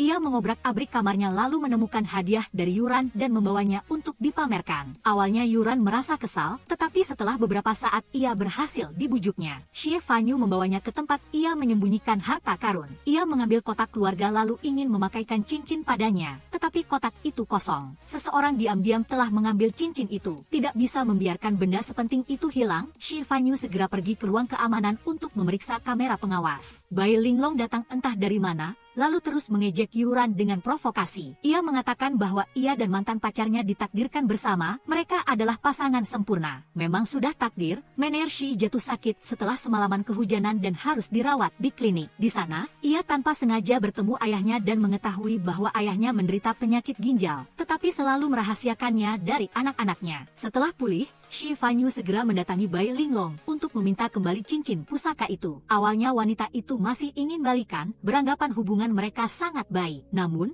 orang baik tidak akan menjadi mantan, jadi Xie Fanyu menolak kembali lalu merebut cincin itu dari tangan Bai Linglong. Xie Fanyu membawa cincin itu untuk membujuk Yuran. Ia melihat pacarnya selalu merasa tidak nyaman, sehingga ingin mengumumkan hubungan mereka. Tetapi Yuran menolaknya, ia belum siap secara mental. Menershi sangat menghormati pacarnya, jadi ia mengajaknya makan dan membahas masalah ini nanti. Namun, ketika membuka lemari pakaian kekasihnya, Yuran menemukan anting Bai Linglong. Kemana Xie Fanyu harus lari agar tidak dimarahi pacarnya? Kali ini leluhur pun tak bisa menyelamatkan Menershi lagi. Gadis itu dengan hati bingung dan curiga meminta temannya, Dai Dai, untuk menjawab pertanyaannya apakah pacarnya berselingkuh atau tidak. Kenapa meminta bantuan orang lain?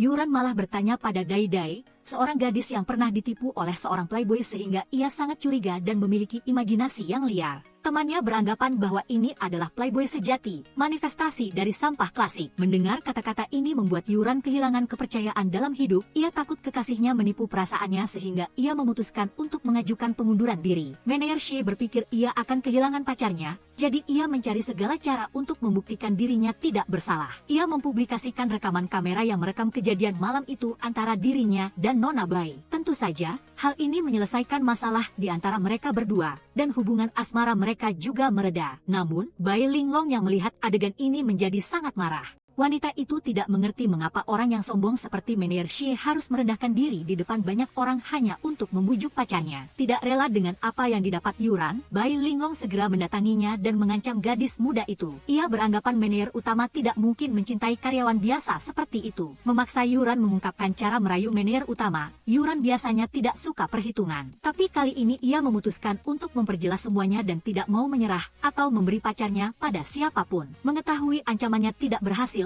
Bai Linglong segera mencari cara lain untuk memengaruhi gadis itu. Sejak awal Bai Linglong berinvestasi di perusahaan memang sudah ada tujuannya. Ia ingin menggunakan semua kekuatannya untuk menekan keluarga Xie agar Xie Fanyu dengan patuh berada di sisinya. Namun, manusia berencana, Tuhan yang menentukan. Xie Fanyu malah jatuh cinta pada salah satu karyawannya, membuat rencana wanita itu gagal. Untuk membuat Yuran menjauh dari Menershi, Bai Linglong menggunakan hotel untuk mengancamnya. Jika Yuran berani menolak, ia akan membuat orang yang paling dicintainya hancur dan tercela. Demi orang yang dicintainya, Yuran setuju untuk meninggalkan Xie Fanyu dan berkompromi dengan Bai Linglong. Pada hari itu juga, Yuran mengemasi barang-barangnya dan diam-diam meninggalkan hotel. Ketika rekan kerja dan pacarnya mengetahui hilangnya Yuran, mereka panik mencari, tetapi gadis itu telah menghilang tanpa jejak. Merasa punya sedikit kekuasaan, Bai Linglong semakin semena-mena. Jia dan staf hotel lainnya mencurigai seorang tamu berniat tidak membayar kamar, lalu mengikutinya. Siapa sangka, pria itu tidak takut, malah mengajukan keluhan balik kepada hotel menuntut ganti rugi karena pelanggaran privasi. Bai Linglong mengambil kesempatan ini untuk menyingkirkan teman-teman Yuran, sehingga ia memerintahkan untuk memecat semua staf yang terlibat. Untungnya Menershi maju langsung dan menolak usulan yang tidak masuk akal ini.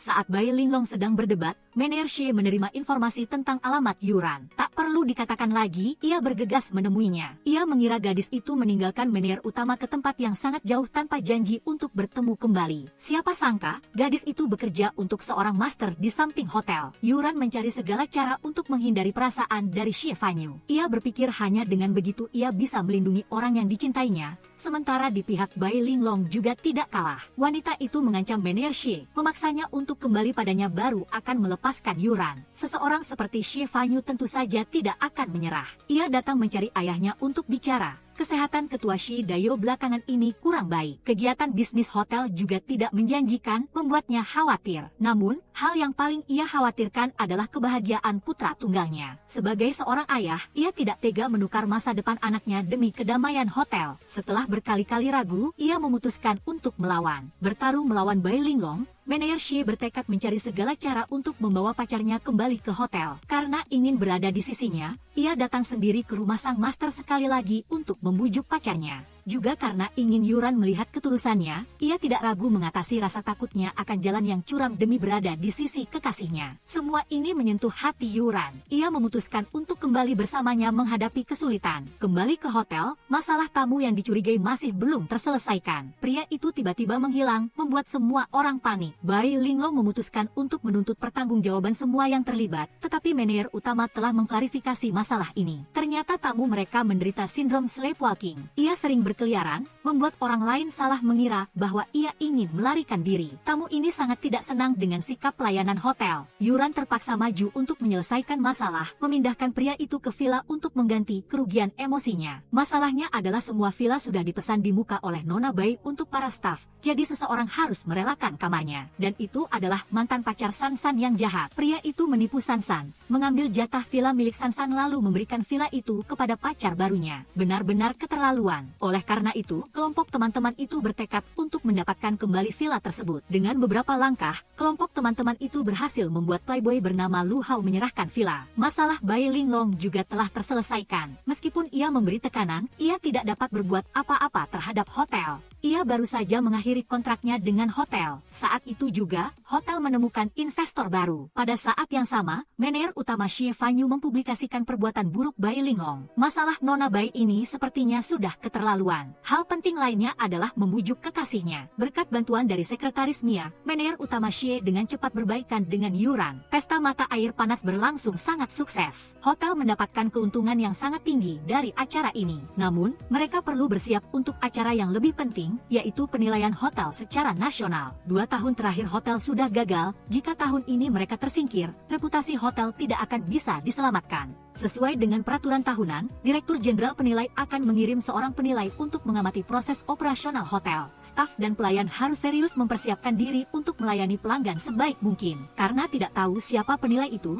semua staf harus berhati-hati dengan setiap kata dalam perkataan dan tingkah laku mereka. Manajer Xie dan Yuran dibawa oleh ketua ke tempat yang kelak akan menjadi tempat peristirahatan terakhirnya. Kesehatan ketua belakangan ini menurun, mungkin sudah waktunya ia memikirkan tempat peristirahatan. Di tempat yang sakral seperti ini, ketua berharap putranya dapat bertunangan dengan kekasihnya untuk menjalin hubungan 100 tahun. Setelah kembali ke hotel, staf mengumumkan bahwa aliran mata air panas tiba-tiba mengering, banyak pelanggan mengalami ruam. Muncul bintik-bintik setelah menggunakan air, sebagian besar pelanggan sangat marah, menuntut ganti rugi hotel, dan mencaci maki layanan di sana dengan sangat buruk. Ketua Shi Dayo mendengar mata air panas mengering, terkejut dan pingsan, ia belum pernah menyaksikan hal ini terjadi. Penyakit ketua pun semakin parah, mengambil kesempatan ini, beberapa investor datang ke hotel, berusaha memaksa ketua menjual hotel dengan harga murah. Harta itu adalah kerja keras ketua selama puluhan tahun, ia tidak mau menjual murah anak ini. Situasi hotel semakin sulit, Xie Fanyu terpaksa menjual semua kekayaan untuk mendapatkan uang guna membayar utang kontrak. Semua pelanggan pergi, tidak ada lagi yang bisa dilayani. Stok kebutuhan pokok terlalu banyak, jadi manajer Xie memutuskan mengadakan pesta untuk staf. Mendengar berita hotel akan bangkrut, banyak staf satu persatu pergi. Xie Fanyu berada di posisi yang lebih sulit dari sebelumnya. Dari seorang direktur perusahaan, ia tiba-tiba kehilangan segalanya. Ibunya mendengar kabar ayahnya sakit, segera pulang untuk merawatnya. Yuran juga tidak gentar. Ia memutuskan untuk berada di sisi pria itu melewati badai, tetapi Xie Fanyu tidak berpikir demikian. Ia tidak ingin gadis yang dicintainya menghabiskan sisa hidupnya menderita bersamanya. Hari penutupan hotel semakin dekat, hampir semua pelanggan sudah pergi, hanya tersisa satu pelanggan, yaitu Pak Li. Melihat hotel kosong, Pak Li ingin dilayani tanpa harus berbuat apa-apa. Saat check out, ia melihat semua pelanggan di hotel telah pergi. Yuran memberitahunya bahwa setelah ia check out, hotel akan menghentikan operasional. Melihat hal itu, Pak Li memutuskan untuk tinggal beberapa hari lagi untuk menikmati paket promo yang tiada duanya ini. Selama hari-hari ini, Pak Li adalah satu-satunya tamu yang tersisa di hotel sehingga dilayani layaknya dewa. Bahkan saat pijat pun, ia dilayani dengan ramah dan penuh perhatian oleh Xie Fanyu. Sebelum meninggalkan hotel, ia diberi hadiah dan tidak perlu membayar biaya apapun yang membuatnya terkesan dengan hotel ini. Tibalah hari hotel harus ditutup, tetapi Yuran tidak mau pergi. Ia memohon kepada Xie Fanyu agar diizinkan menginap untuk mencoba layanan hotel karena sejak ia bekerja di sana, ia belum pernah menikmatinya. Melihat hal itu, Xie Fanyu pun setuju. Lalu mereka berdua mulai menikmati setiap layanan di sana dari A sampai Z. Seolah-olah setiap layanan adalah rasa sakit di hati mereka karena akan kehilangan masterpiece mereka. Setelah mengalami semua hal yang ada di sana, kedua orang itu pun memutuskan untuk pulang. Tiba-tiba turun hujan deras seakan tidak rela membiarkan mereka pergi. Tiba-tiba muncul lagi seorang pelanggan yang sudah dikenal hotel lalu diikuti oleh yang lain. Mereka kembali lagi untuk menikmati pengalaman baik yang tidak bisa dilupakan di tempat ini. Meskipun tahu hotel sudah berhenti beroperasi, melihat pelanggan, Xie Fanyu dan Yuran tetap melakukan tugas mereka melayani mereka seperti biasa. Ketika Xie Fanyu masuk ke dapur untuk membuat hidangan bagi para pelanggan, kejutan datang padanya, para koki yang bekerja di sana telah kembali. Karena hujan deras membatalkan penerbangan, mereka bertekad untuk kembali dan memulai dari awal. Dewa Pak Li juga membawa sekelompok orang untuk mencoba layanan hotel, membuat tempat itu berangsur-angsur menjadi ramai. Setelah itu, Xie Fanyu datang dan memberikan Yuran cincin, berharap ia menyimpannya sebagai kenang-kenangan. Tetapi Yuran tidak menerimanya, ia ingin Xie Fanyu menyembunyikannya sekali lagi agar ia bisa mencarinya untuk membuktikan cinta mereka. Jika hujan berhenti dan ia belum menemukannya, mungkin mereka tidak ditakdirkan bersama. Melihat hal itu, Xie Fanyu setuju untuk memulai taruhan kali ini. Di tengah hujan, Yuran berlari mencari cincin itu ke berbagai pelosok. Di kamar, Ketua Shi Dio juga perlahan memutuskan untuk mengalihkan hotel kepada pihak lain. Tiba-tiba stafnya masuk untuk ingin tahu. Mereka melihat pelangi setelah hujan lalu pergi. Bahkan Ketua Shi pun tidak peduli lagi dengan kontrak pengalihan. Setelah hujan, keajaiban terjadi, mata air panas kembali berfungsi membuat semua orang sangat gembira. Karena itu, kotak cincin yang disembunyikan Xie Fanyu perlahan terlihat. Yuran melihatnya lalu bergegas mengambilnya. Pada saat yang sama, Xie Fanyu juga melompat turun sambil memegang cincin untuk melamarnya di tempat itu juga. Dua orang yang melalui banyak masa sulit akhirnya memutuskan untuk melangkah lebih jauh untuk memulai hal-hal yang lebih baik. Setelah masa ini, paman pelanggan tetap itu juga memutuskan untuk berinvestasi di hotel sebesar 200 juta yuan yang cukup mengejutkan ayah dan anak Xie. Selanjutnya, Pak Li juga muncul dan memberitahu semua orang bahwa ia adalah orang yang ditugaskan untuk menilai hotel kali ini. Pak Li mengungkapkan kepada semua orang bahwa kali ini hotel telah dinilai sebagai hotel pemenang penghargaan emas yang membuat semua orang senang dan bahagia. Setelah setahun, hotel semakin berkembang dan sejak saat itu film pun berakhir. Terima kasih atas perhatian dan tontonan Anda. Jika menurut Anda bagus, jangan ragu untuk meninggalkan satu like dan satu subscribe untuk memberi saya lebih banyak motivasi untuk membuat banyak video baru. Sekarang, sampai jumpa di video selanjutnya. David menyebutkan tentang pemutusan listrik di hotel hari sebelumnya. Apakah Xie Fanyu pernah curiga padanya? Namun, ia mengerti David memiliki jasa yang sangat besar terhadap hotel dan ia juga sangat menyukai David. Oleh karena itu, meskipun David terlibat, ia tidak percaya itu adalah maksudnya. Keesokan harinya adalah festival mata air panas hotel, jadi Yuran bersiap dengan sangat teliti. Namun, saat ini ia mendengar kabar bahwa ketua telah menghentikan seluruh kegiatan barusan. Di sisi lain, Xie Fanyu menemui ayahnya untuk bicara, lalu ayahnya berkata bahwa mata air panas hampir habis air. Xie Fanyu sudah mengundang ahli untuk survei, mereka berkata bahwa paling banter airnya hanya berkurang. Apalagi, meskipun tidak ada mata air panas, ia juga bisa membantu hotel tetap berdiri. Festival mata air panas tetap berlanjut. Sepasang kekasih datang menyewa kamar tetapi tidak ada reservasi dan diarahkan ke villa. Namun, mereka bersikeras meminta kamar 6452. Itu adalah kamar legendaris hotel. Sudah lama sekali, itu hanyalah kamar biasa yang dihina orang-orang. Namun, setelah itu sepasang suami istri yang belum memiliki anak setelah menikah bertahun-tahun, menyewa kamar itu dan sekembalinya sudah hamil. Yang lebih ajaib adalah pasangan lain yang menginap di kamar itu juga mendapat kabar baik, sehingga banyak orang yang punya uang pun tidak bisa memesannya. David berpendapat karena di sini sumber makanan hotel bergizi cukup dan pemandangan yang indah sehingga membuat pasangan nyaman, itulah alasan yang memudahkan kehamilan. Kali ini penyewa kamar 6452 adalah sepasang suami istri. Suami memiliki sifat kompetitif harus memesan kamar itu, sedangkan sang istri tergila-gila pada kebersihan. Melihat semuanya sudah siap, David mengungkapkan kepada Yuran bahwa hari ini adalah hari terakhir ia tinggal di sini. Ia juga sudah bicara dengan ketua dan Yuran adalah orang kedua yang tahu hal ini. Sebelum pergi, David memberinya hadiah dan berharap ia segera menemukan kunci emas yang sebenarnya. Di hari terakhir, David memutuskan untuk pergi diam-diam karena tidak ingin mengganggu siapapun. Ia tahu Xie Fanyu masih belum tahu bahwa Bai Linglong adalah investor rahasia hotel. lalu ia menyarankan Manager Shi untuk lebih memperhatikan wanita itu. Begitu David keluar, semua orang sudah menunggu, berterima kasih atas kontribusinya selama bertahun-tahun. Begitu kembali, ia mendapat kabar bahwa kamar Tuan dan Nyonya Du di hotel berhantu. Semua perabotan ditandai dengan bekas lipstik merah. Staf hotel bersikeras bahwa mereka tidak melakukannya, yang membuat pasangan itu semakin percaya bahwa di sini ada hantu. Kembali ke kamar, pasangan yang sedang menikmati waktu pribadi mereka terganggu oleh teman mereka yang menyerbu masuk, memberitahukan ada seseorang bersembunyi di kamar Nyonya Ha. Ketika mereka semua beramai-ramai datang, ternyata itu adalah Tuan Ha yang sedang membuat kejutan untuk istrinya. Tuan dan Nyonya Ha pergi minum, lalu menemukan Tuan dan Nyonya Du sedang mempertimbangkan untuk bercerai. Mereka merasa senang karena jika begitu, mereka bisa menyewa kamar itu lagi. Di dekat sana, Xie Fanyu dan Yuran juga menyaksikan kedua orang itu dan merasa pasangan Tuan Ha adalah tersangka terbesar. Keesokan paginya, Xie Fanyu tidak sengaja bertemu kembali dengan mantan pacarnya, Bai Linglung, di hotel. Tepat pada saat itu, Yuran datang, ia pun tidak menyembunyikan apapun dan menceritakan semuanya.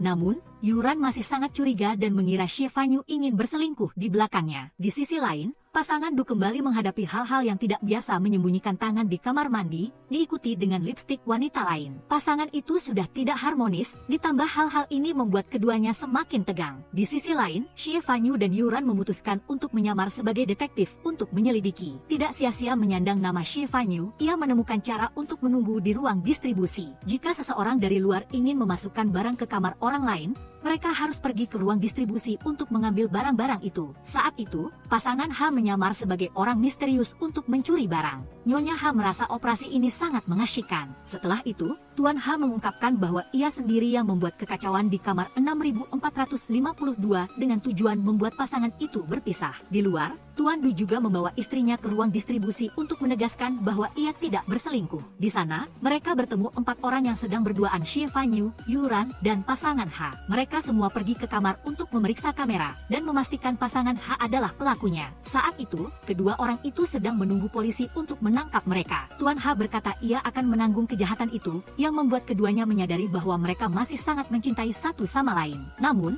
pasangan Du memutuskan untuk tidak menuntut, bahkan berterima kasih. Karena setelah kejadian ini, keduanya juga mengerti bahwa mereka tidak bisa hidup tanpa satu sama lain. Kembali ke kamar, Yuran kembali menerima pemberitahuan dari ketua bahwa sore ini akan diadakan rapat mengenai festival mata air panas. Ia senang karena rencananya telah disetujui. Dalam rapat tersebut, Bai Linglung kembali muncul. Saat itulah Xie Fanyu baru tahu bahwa ia adalah investor hotel ZAD. Ia menentang keras mengenai wanita itu yang mengelola proyeknya, tetapi ketua Xie malah mengatakan bahwa ia telah menunjuk Bai Linglung sebagai direktur utama. Sesampainya di kamar, Xie Fanyu mengira orang di balik tirai adalah Yuran lalu memeluknya. Tepat pada saat itu, Yuran masuk dari luar dan melihat pemandangan keintiman mereka lalu pergi. Xie Fanyu mengejar, tetapi Yuran tidak mau mendengar apapun. Kembali, ia melihat kedua temannya sedang merias wajah seperti Bai Linglung dan memuji kecantikan serta keanggunannya. Xie Fanyu berencana kembali, tetapi Bai Linglung malah naik ke mobilnya. Ia meminta maaf karena dulu pergi tanpa pamit, dan kali ini kembali untuk menebus kesalahannya. Tetapi bagi Xie Fanyu sekarang, di luar urusan pekerjaan, ia tidak mau terlibat sedikit pun dengannya. Keesokan harinya, Bai Linglung dengan berani mendatangi Yuran. Ia ingin Xie Fanyu memberinya posisi di sini. Bekerja sebagai resepsionis pun boleh, agar bisa lebih banyak berbicara dengan Yuran. Xie Fanyu menolak, tetapi Yuran malah setuju untuk melihat siapa yang takut. Sushan tiba-tiba kesal dengan Bai Linglung, karena krusnya malah memuji wanita itu. Mereka memutuskan untuk tidak meniru Bai Linglung lagi, melainkan menjadi diri sendiri. Keesokan harinya, Xie Fanyu melihat wajah lucu Yuran dan mengira ia keracunan. CEO itu tidak bisa menahan tawa melihat kekasihnya seperti itu, curiga ada yang salah dengan otaknya. Di meja resepsionis,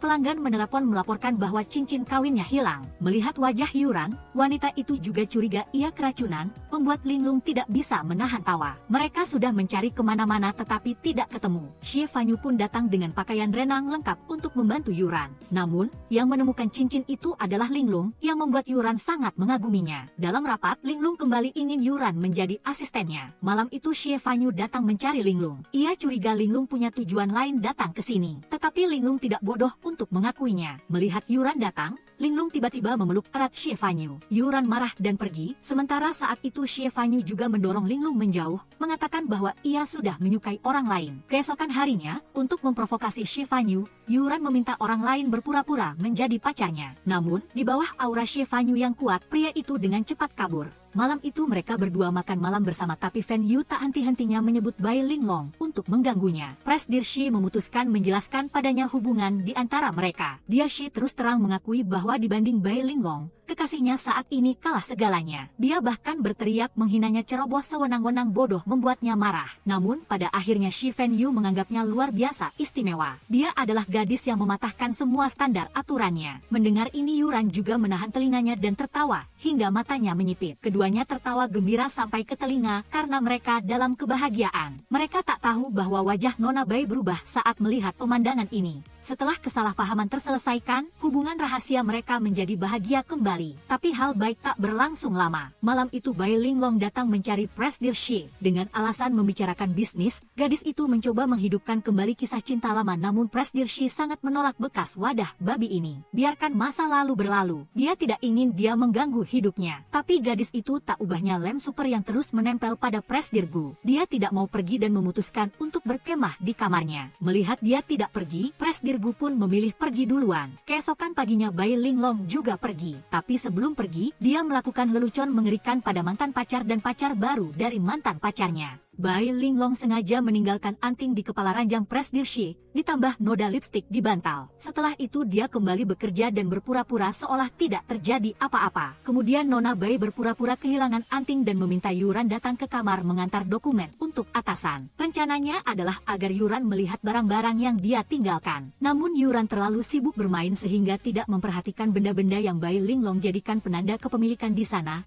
Dia hanya peduli pada Presdir Shi saja. Yuran ingin membuat permainan, yaitu mencari harta karun yang disembunyikan orang lain untuk menambah keseruan. Shi Fan Yu setuju dengan idenya ini karena dia paling menuruti kekasihnya.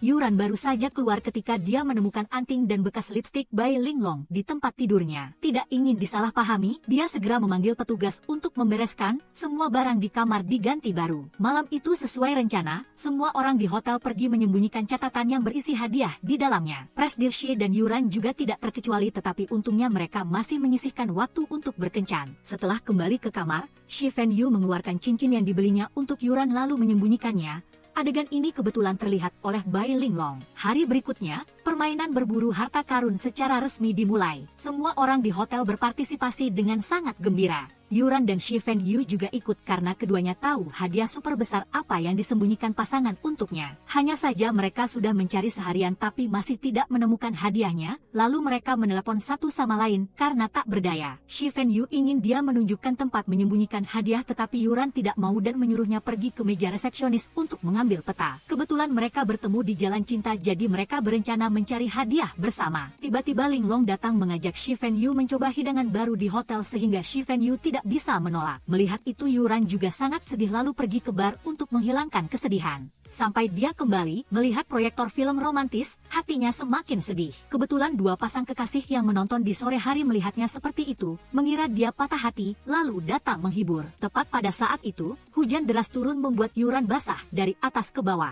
Untungnya Shi Fan Yu datang dan melindunginya dari hujan yang lewat ini. Yuran menangis mengatakan mereka tidak bisa bersama karena sampai sekarang keduanya masih belum bisa menemukan hadiah yang dia sembunyikan. Shi Fan Yu yang duduk diam juga dimarahi pacarnya. Memang hal yang paling tidak menentu bukanlah cuaca melainkan suasana hati gadis saat jatuh cinta. Presdir Shi dihukum habis-habisan oleh kekasihnya karena tidak menemukan hadiah yang dia berikan. Hal itu membuktikan bahwa mereka berdua tidak memiliki jodoh dan hanya membawa jodoh gaib. Jadi semakin cepat diakhiri semakin baik. Shi Fan Yu setelah semalam tidak menemukan hadiah yang dia berikan masih belum putus asa. Dia mengobrak-abrik kamar dan baru menemukan hadiah yang Yuran berikan lalu membawanya untuk ditunjukkan padanya. Awalnya Yuran juga kesal, tapi setelah beberapa saat dia pun dibujuk olehnya. Shi Fan Yu membawanya ke tempat menyembunyikan harta karun. Dia mengambil kotak keluarga untuk memasangkan cincin padanya, tetapi menemukan kotak itu kosong. Seseorang diam-diam telah mengambil cincin itu. Tidak bisa kehilangan benda penting, Shi Fan Yu segera pergi ke ruang keamanan untuk memeriksa kamera pengawas. Bai Linglong entah dari mana datang lagi dan terus menggunakan taktik provokasi untuk mengejek Yuran. Dia mengatakan bahwa dia dan mantan pacarnya memiliki jodoh yang sudah ditakdirkan. Mereka berdua adalah plum elok bambu muda, takdir seumur hidup satu sama lain. Presdir Shi setelah semalaman kehujanan pun sakit dan harus pergi ke klinik untuk berobat. Di sana dia tidak sengaja bertemu ayahnya dan menemukan ayahnya menderita penyakit ginjal, tetapi selalu menyembunyikannya dari anak-anak. Setelah pulih, Shi Fenyu cepat-cepat pergi mencari Bai Linglong menuntut kembali cincin pusaka keluarga. Awalnya dia masih ingin balikan, menganggap hubungan mereka sangat baik. Namun orang baik sudah tak lagi menjadi yang dulu.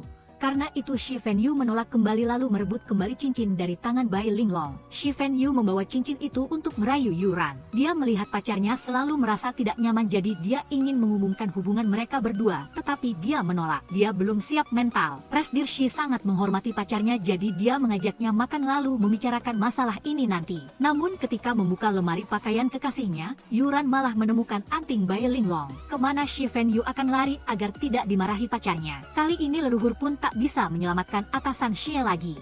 Gadis itu membawa mentalitas bingung, curiga untuk meminta bantuan temannya menjawab pertanyaan apakah dia diselingkuhi pacar atau tidak. Minta bantuan siapa tidak minta, Yuran malah meminta bantuan tepat pada Dai Dai, gadis yang pernah ditipu pria brengsek sehingga sangat curiga dan memiliki imajinasi kaya. Temannya beranggapan bahwa ini persis pria brengsek, manifestasi dari sampah primordial yang khas. Mendengar kata-kata ini membuat Yuran kehilangan kepercayaan pada kehidupan, dia takut dia sedang menipu perasaannya sehingga memutuskan untuk mengajukan cuti kerja. Presdir Shi berpikir bahwa dia akan kehilangan kekasihnya sehingga mencari segala cara untuk membuktikan kesucian dirinya. Dia mengumumkan rekaman kamera yang merekam kejadian malam itu antara dia dan Nona Bai. Tentu saja, hal ini menyelesaikan masalah di antara mereka berdua. Hubungan asmara mereka pun menjadi kurang tegang. Tetapi Bai Linglong yang melihat pemandangan ini menjadi sangat marah. Dia tidak mengerti mengapa orang sombong seperti atasan Shi bisa merendahkan diri di depan banyak orang hanya untuk merayu pacarnya. Tidak rela dengan apa yang Yuran miliki, Bai Linglong segera mendatanginya dan mengancam gadis muda itu. Dia beranggapan atasan Presdir tidak mungkin mencintai karyawan biasa seperti itu. Memaksa Yuran mengungkapkan trik merayu direktur utama. Yuran yang biasanya tidak suka perhitungan. Namun kali ini dia memutuskan memperjelas semuanya dan tidak mau menyerah atau memberikan kekasihnya pada siapapun, menyadari tidak bisa mengancam. Bai Linglong segera mencari cara lain untuk memengaruhi gadis itu. Sejak awal Bai Linglong berinvestasi di perusahaan sudah ada tujuan. Dia ingin memegang kendali penuh untuk menekan keluarga Shi agar Shi Fenyu patuh berada di sisinya. Namun manusia berencana, Tuhan yang menentukan. Shi Fenyu malah jatuh cinta pada salah satu karyawannya, membuat rencana gadis itu gagal untuk membuat Yuran menjauh dari Presdir Shi. Bai Linglong menggunakan hotel untuk mengancamnya. Jika Yuran berani menolak, dia akan membuat orang yang paling dia cintai hancur reputasinya. Berhadapan dengan orang yang dicintainya, Yuran menerima untuk menjauh dari Shi Fenyu dan berkompromi dengan Bai Linglong. Tepat pada hari itu, Yuran telah mengemasi barang-barangnya lalu diam-diam meninggalkan hotel. Ketika rekan kerja dan pacarnya menyadari kehilangan ini, mereka terkejut dan pergi mencarinya tetapi tidak menemukan gadis itu yang telah menghilang tanpa jejak. Merasa sedikit kekuasaan di tangan, Bai Linglong semakin rewel dan berlebihan. Jia dan para staf hotel curiga seorang tamu berniat menipu pembayaran kamar lalu mengikutinya. Siapa sangka, pria itu tidak takut malah mengajukan gugatan balik ke hotel menuntut ganti rugi berbagai macam karena melanggar privasi. Bai Linglong mengambil kesempatan ini untuk menyingkirkan teman-teman Yuran sehingga memerintahkan untuk memecat semua staf yang terlibat. Untungnya ada Presdir Shi yang turun tangan, dia secara langsung menolak usulan tidak masuk akal ini. Saat Bai Linglong sedang berdebat sengit, Presdir Shi menerima informasi tentang alamat Yuran. Tak perlu dikatakan lagi, dia segera mendatanginya, mengira gadis itu meninggalkan atasan Presdir ke tempat yang sangat jauh tanpa janji bertemu lagi. Siapa sangka, gadis itu bekerja untuk seorang biksu di sebelah hotel. Yuran mencari segala cara untuk menghindari perasaan dari Shi Fenyu. Dia beranggapan hanya dengan berbuat demikian barulah bisa melindungi orang yang dicintainya. Pihak Bai Linglong juga tidak mau kalah. Dia mengancam atasan Shi memaksanya kembali padanya barulah dia akan melepaskan Yuran. Seseorang seperti Shi Fenyu tentu saja tidak mau menyerah. Dia pergi mencari ayahnya untuk berbicara. Akhir-akhir ini kesehatan Presdir Shi tidak baik. Kegiatan bisnis hotel juga tidak menjanjikan, membuatnya khawatir. Namun hal yang paling membuatnya cemas adalah kebahagiaan putra tunggalnya. Sebagai seorang ayah, dia tidak tega menukar masa depan anaknya demi kedamaian hotel. Setelah berkali-kali ragu, dia memutuskan bangkit, beradu akal dengan Bai Linglong. Presdir Shi bersikeras mencari segala cara untuk membawa pacarnya kembali ke hotel. Karena ingin berada di sisinya, dia secara pribadi datang ke tempat biksu itu lagi untuk meyakinkan pacarnya. Juga karena ingin Yuran melihat ketulusannya, dia tidak ragu mengatasi rasa takutnya akan jalan curam demi berada di sisinya. Semua Semua ini membuat hati Yuran tergerak. Dia memutuskan kembali bersamanya menghadapi kesulitan. Kembali ke hotel, masalah tentang tamu yang dicurigai masih belum terselesaikan. Pria itu tiba-tiba menghilang membuat semua orang panik. Bai Linglong bertekad mengejar sampai tuntas siapa saja yang terlibat, tetapi direktur utama telah memperjelas masalah ini. Ternyata tamu mereka menderita sindrom berjalan dalam tidur. Dia sering berkeliaran membuat orang lain salah sangka bahwa dia ingin melarikan diri. Tamu ini sangat tidak senang dengan sikap pelayanan hotel. Yuran harus turun tangan menyelesaikan masalah, memindahkannya ke villa untuk mengganti kerugian mental. Masalahnya di sini adalah semua villa sudah dipesan Nona Bai untuk staf menginap, sehingga harus membuat seseorang dengan sukarela menyerahkan kamar, dan itu adalah pacar jahat Sansan. Dia menipu Sansan, merebut jatah menginap di villa Sansan lalu membiarkan pacar barunya yang menginap. Sungguh keterlaluan. Oleh karena itu kelompok teman-teman bertekad menuntut kembali villa itu. Dengan beberapa cara kelompok teman-teman telah membuat pria brengsek Lu Hao menyerahkan villa tersebut. Masalah Bai Linglong juga sudah terselesaikan. Meskipun dia menekan, dia tidak bisa berbuat apa-apa terhadap hotel. Dia baru saja mengakhiri kontrak dengan hotel. Tepat pada waktunya Gade menemukan investor baru. Sekaligus Presdir Shi mengumumkan perbuatan jahat Bai Linglong. Masalah Nona Bai kali ini tampaknya sudah keterlaluan. Hal penting lainnya yang tidak kalah penting adalah merayu kekasihnya. Berkat bantuan sekretaris Mia, Presdir Shi dengan cepat berdamai dengan Yuran.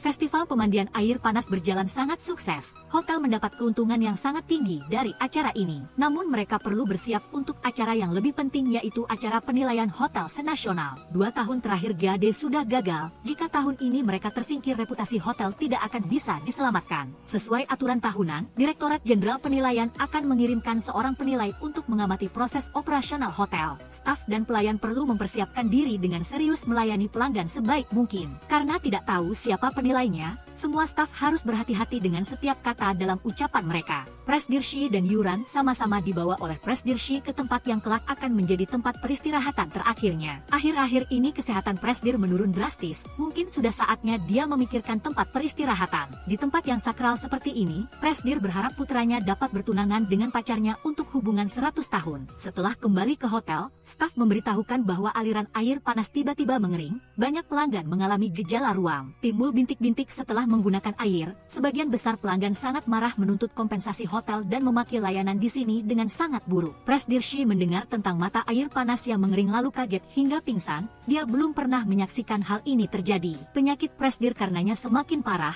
Tetapi kesempatan ini beberapa investor mencari hotel berusaha memaksa Presdir menjual kembali hotel dengan harga murah. Gade adalah hasil jerih payah puluhan tahun Presdir. Dia tidak mau menjual murah anak ini. Situasi hotel semakin sulit. Shi Fenyu terpaksa mengumpulkan semua hartanya untuk dijual demi membayar utang kontrak. Semua pelanggan pergi, tidak ada lagi yang bisa dilayani. Bahan makanan terlalu banyak, jadi atasan Shi memutuskan mengadakan pesta untuk staf. Mengetahui hotel akan bangkrut, banyak staf satu persatu pergi. Shi Fenyu berada dalam posisi sulit dari sebelumnya. Dari seorang direktur utama perusahaan, dia tiba-tiba kehilangan segalanya. Ibunya mendengar kabar ayahnya sakit lalu kembali ke negara merawatnya. Yuran juga tidak goyah. Dia memutuskan untuk berada di samping pria itu melewati badai, tetapi Shi Fenyu tidak berpikir begitu. Dia tidak ingin gadis yang dicintainya menghabiskan sisa hidupnya menderita bersamanya. Hari penutupan hotel semakin dekat, pelanggan juga hampir semua pergi, hanya tersisa satu pelanggan, yaitu Tuan Li. Tuan Li ingin makan tanpa mau bekerja. Saat check out, dia melihat semua pelanggan di hotel sudah pergi. Yuran memberitahunya setelah dia check out, hotel akan menghentikan operasi. Melihat hal itu, Tuan Li memutuskan untuk tinggal beberapa hari lagi untuk menikmati paket istimewa yang tiada duanya ini. Hari-hari ini, Tuan Li adalah satu-satunya tamu yang tersisa di hotel sehingga dilayani seperti raja. Bahkan ketika pijat pun dilayani dengan penuh perhatian oleh Shi Fenyu. Sebelum meninggalkan hotel, dia diberi hadiah dan tidak perlu membayar biaya apapun yang membuatnya terkesan dengan hotel ini. Juga tiba saatnya hotel harus ditutup, tetapi Yuran tidak ingin pergi. Dia memohon padanya untuk mengizinkannya tinggal merasakan layanan hotel karena sejak dia masuk ke sini belum pernah sekalipun menikmatinya. Melihat hal itu, Shi Fenyu pun setuju lalu keduanya mulai mencoba pengalaman dari A sampai Z di sini. Tampaknya setiap layanan adalah kesedihan di hati keduanya karena bersiap kehilangan anak rohani mereka. Setelah mencoba semua yang patut dicoba di sini, keduanya pun memutuskan untuk pulang. Tiba-tiba langit menurunkan hujan deras seolah tidak tega membiarkan keduanya pergi. Tiba-tiba muncul lagi seorang pelanggan yang akrab dengan hotel, setelah itu diikuti oleh orang-orang lain. Mereka karena tidak bisa melupakan pengalaman baik di tempat ini lalu kembali sekali lagi untuk menikmatinya. Meskipun tahu hotel sudah berhenti beroperasi, Melihat pelanggan Shi Fenyu dan Yuran tetap menjalankan tanggung jawab melayani mereka seperti biasa. Ketika Shi Fenyu masuk ke dapur membuat hidangan untuk para tamu, kejutan datang padanya. Para koki yang bekerja di sini sudah kembali. Karena hujan deras penerbangan dibatalkan, mereka bertekad kembali memulai lagi dari awal. Tuan Li sang dewa juga membawa sekelompok orang datang ke sini menikmati layanan hotel membuat tempat ini perlahan menjadi ramai. Setelah itu Shi Fenyu datang memberikan cincin pada Yuran dan berharap dia menyimpannya sebagai kenang-kenangan. Namun Yuran tidak menerimanya, malah ingin dia menyembunyikannya sekali lagi agar dia mencarinya membuktikan perasaan. Jika hujan reda dan dia belum menemukannya, mungkin mereka berdua tidak berjodoh dan tidak bertakdir. Melihat hal itu Shi Fenyu setuju memulai taruhan kali ini. Dalam hujan Yuran berlari mencari cincin itu ke seluruh pelosok dunia. Di kamar Presdir Shi juga perlahan memutuskan untuk mengalihkan hotel ke pihak lain. Tiba-tiba stafnya masuk untuk ikut campur. Mereka kembali melihat pelangi setelah hujan lalu pergi. Bahkan Presdir Shi pun tidak peduli lagi dengan kontrak pengalihan. Setelah hujan, keajaiban terjadi, mata air panas kembali berfungsi membuat semua orang sangat gembira. Karena itu kotak cincin yang disembunyikan Shi Fenyu juga perlahan terlihat oleh Yuran. Dia pun berlari cepat turun mengambilnya. Pada saat yang sama Shi Fenyu juga melompat turun membawa cincin itu melamarnya tepat di tempat ini. Keduanya melewati banyak masa sulit juga memutuskan melangkah lebih dalam untuk memulai hal-hal yang lebih baik. Setelah waktu ini, paman pelanggan tetap juga memutuskan berinvestasi di hotel sebesar 200 juta yuan membuat ayah dan anak Shi cukup terkejut. Selanjutnya, Tuan Li juga muncul dan memberitahu semua orang bahwa dia adalah orang yang ditugaskan menilai hotel kali ini. Tuan Li mengungkapkan kepada semua orang bahwa kali ini hotel telah dinilai sebagai hotel peraih penghargaan emas yang membuat semua orang senang bahagia. Setelah 1 tahun hotel semakin berkembang dan dari situlah film ini berakhir. Terima kasih atas perhatian dan tontonan Anda. Jika menurut Anda bagus, jangan ragu untuk meninggalkan 1 like dan 1 subscribe untuk terus memberi saya motivasi mengeluarkan banyak video baru. Sampai jumpa lagi di video selanjutnya.